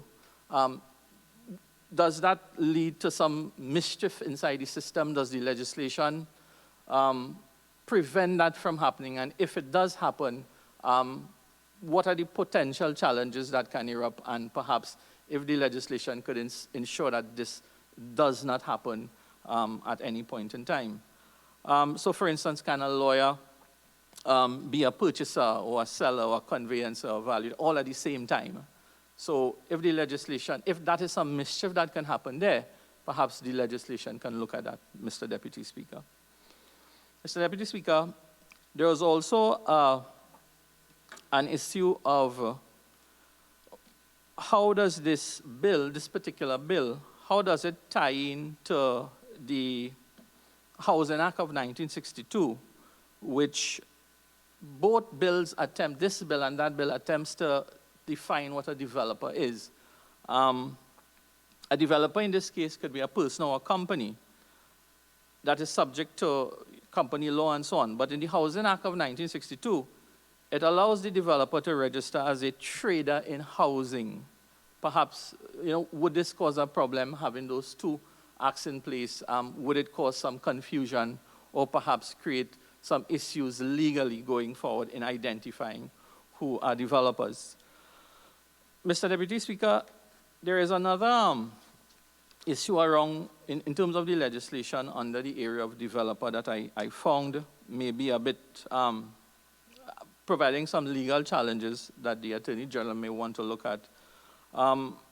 In this bill, a developer is a person who engages in simple development under the Planning and Facilitation of Developing Act, and includes, and it goes on to include a number of areas.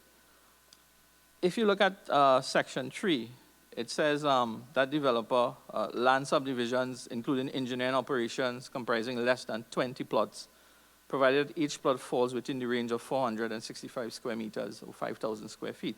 The question here is, Mr. Deputy Speaker, you can call yourself a developer if you're developing your land under anything less than 20 plots, but, and the law specifically states the size, which is that 5,000 square feet, that 465 square meters.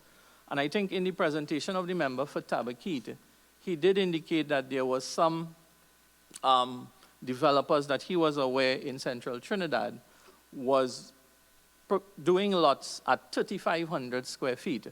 Now, they may be at various stages of their development. How does this law, when it is enacted finally, does it impact those developers who may have been using smaller square footage for their lots at the end of the day, Mr. Deputy Speaker? So perhaps the Attorney General can speak to what will happen to those developers who are already midway or three-quarter way into their development, and they don't fall under this particular regime as outlined in the legislation. Mr. Deputy Speaker,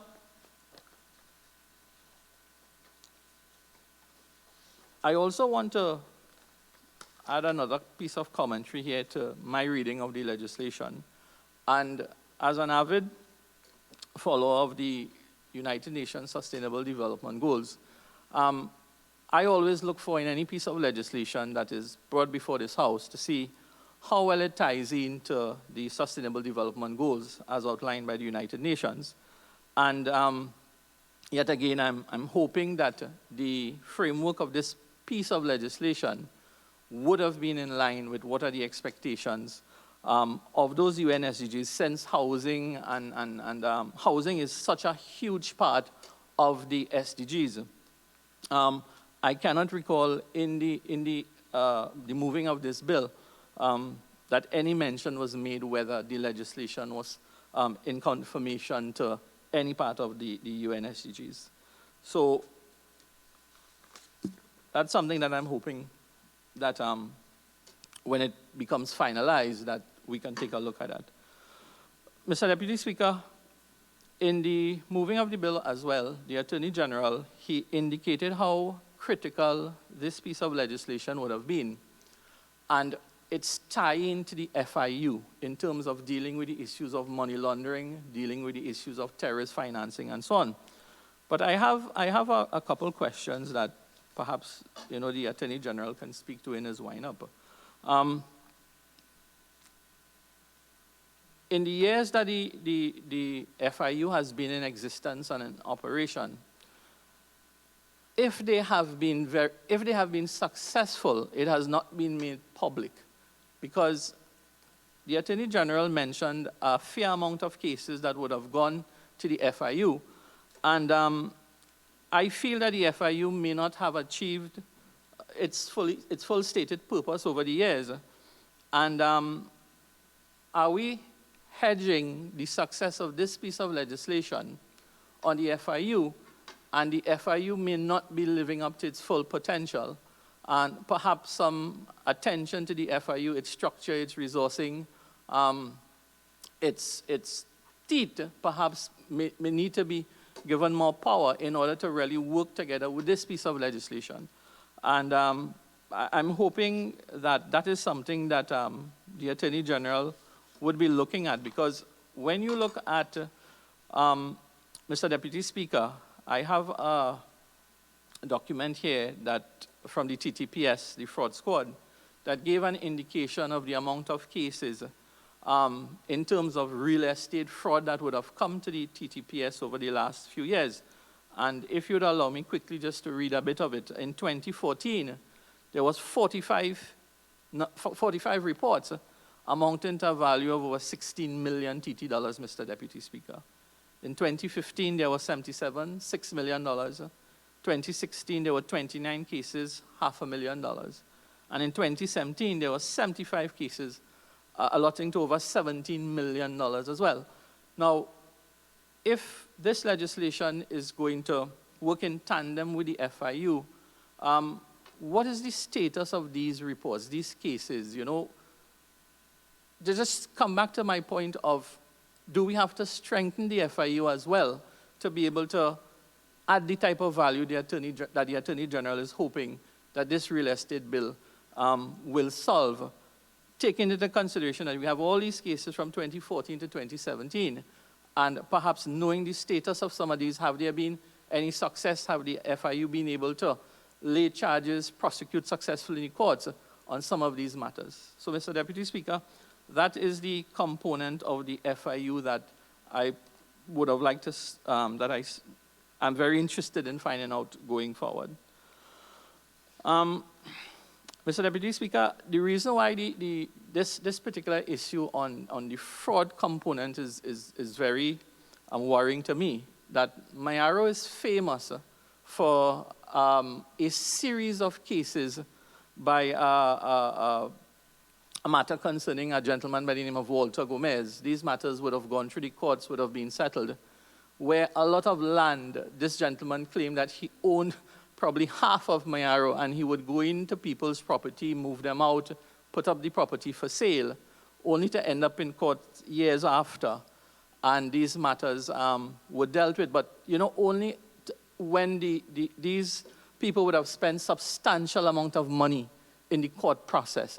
So if this legislation would prevent the Walter Gomez's of the world, then you know, I have no reason not to support the conditions that are prescribed in this legislation, Mr. Deputy Speaker.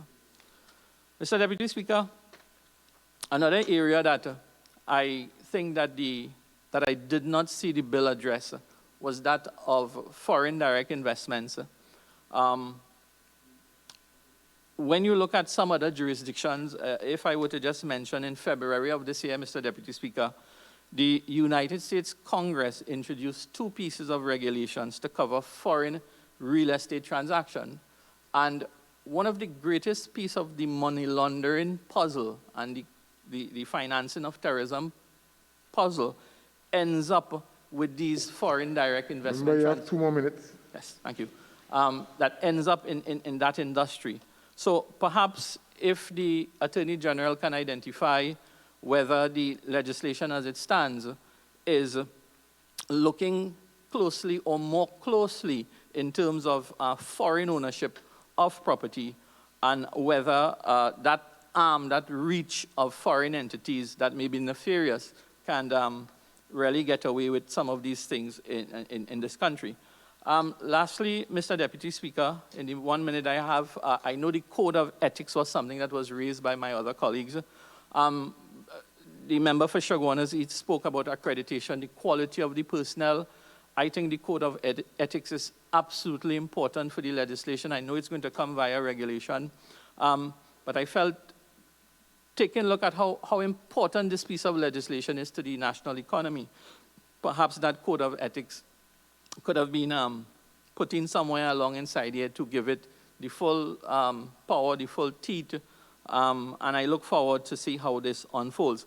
So, Mr. Deputy Speaker, I know with the limited time we have, I had a lot of other areas, but I do hope that in the spirit of positiveness on this particular bill, and I look forward to the Attorney General's wrapping up of it, and perhaps he addressing some of these issues that were raised. Thank you very much, Mr. Deputy Speaker. Leader of the House. Mr. Deputy Speaker. Mr. Deputy Speaker, in accordance with Standing Order 53, I beg to move that the debate on this bill be adjourned.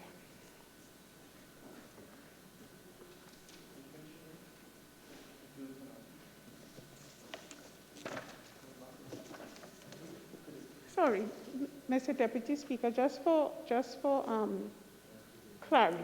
clarification, we're just adjourning temporarily to go to an item that was put for later in the proceedings, and then when we return, we will resume the bill. Sorry about that. Thank you.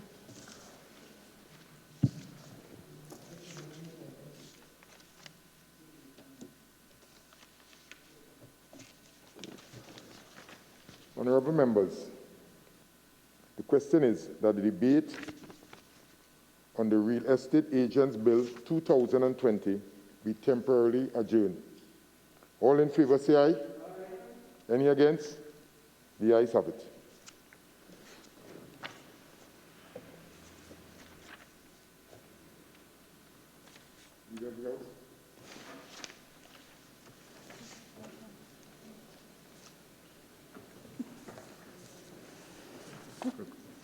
Introduction of Bill, the Representation of the People Amendment Bill 2020 in the name of the Prime Minister. Leader of the House.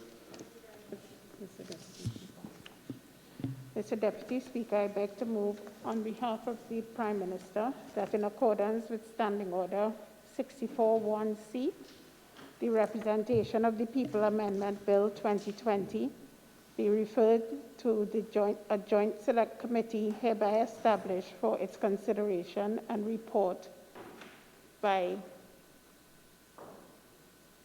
August 31st, 2020.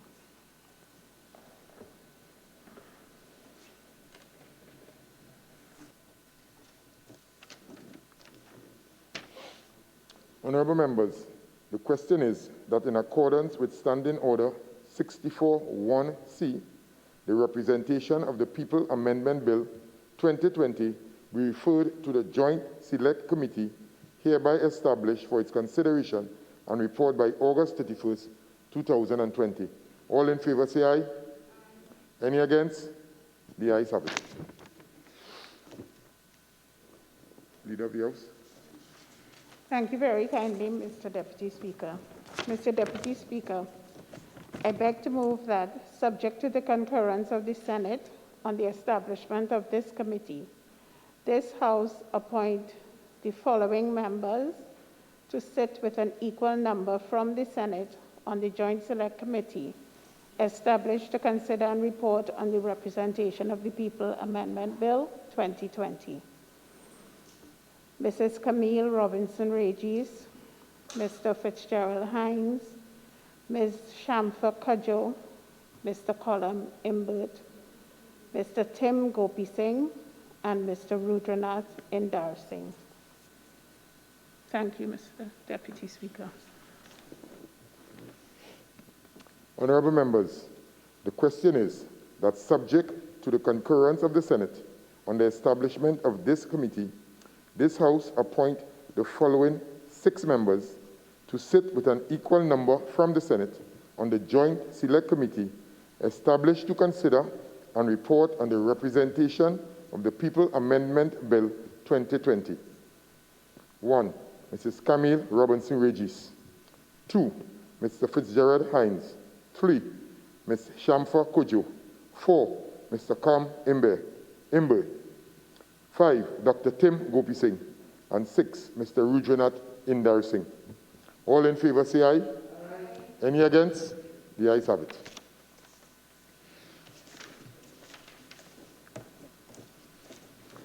This sitting is now suspended for tea until 5:30.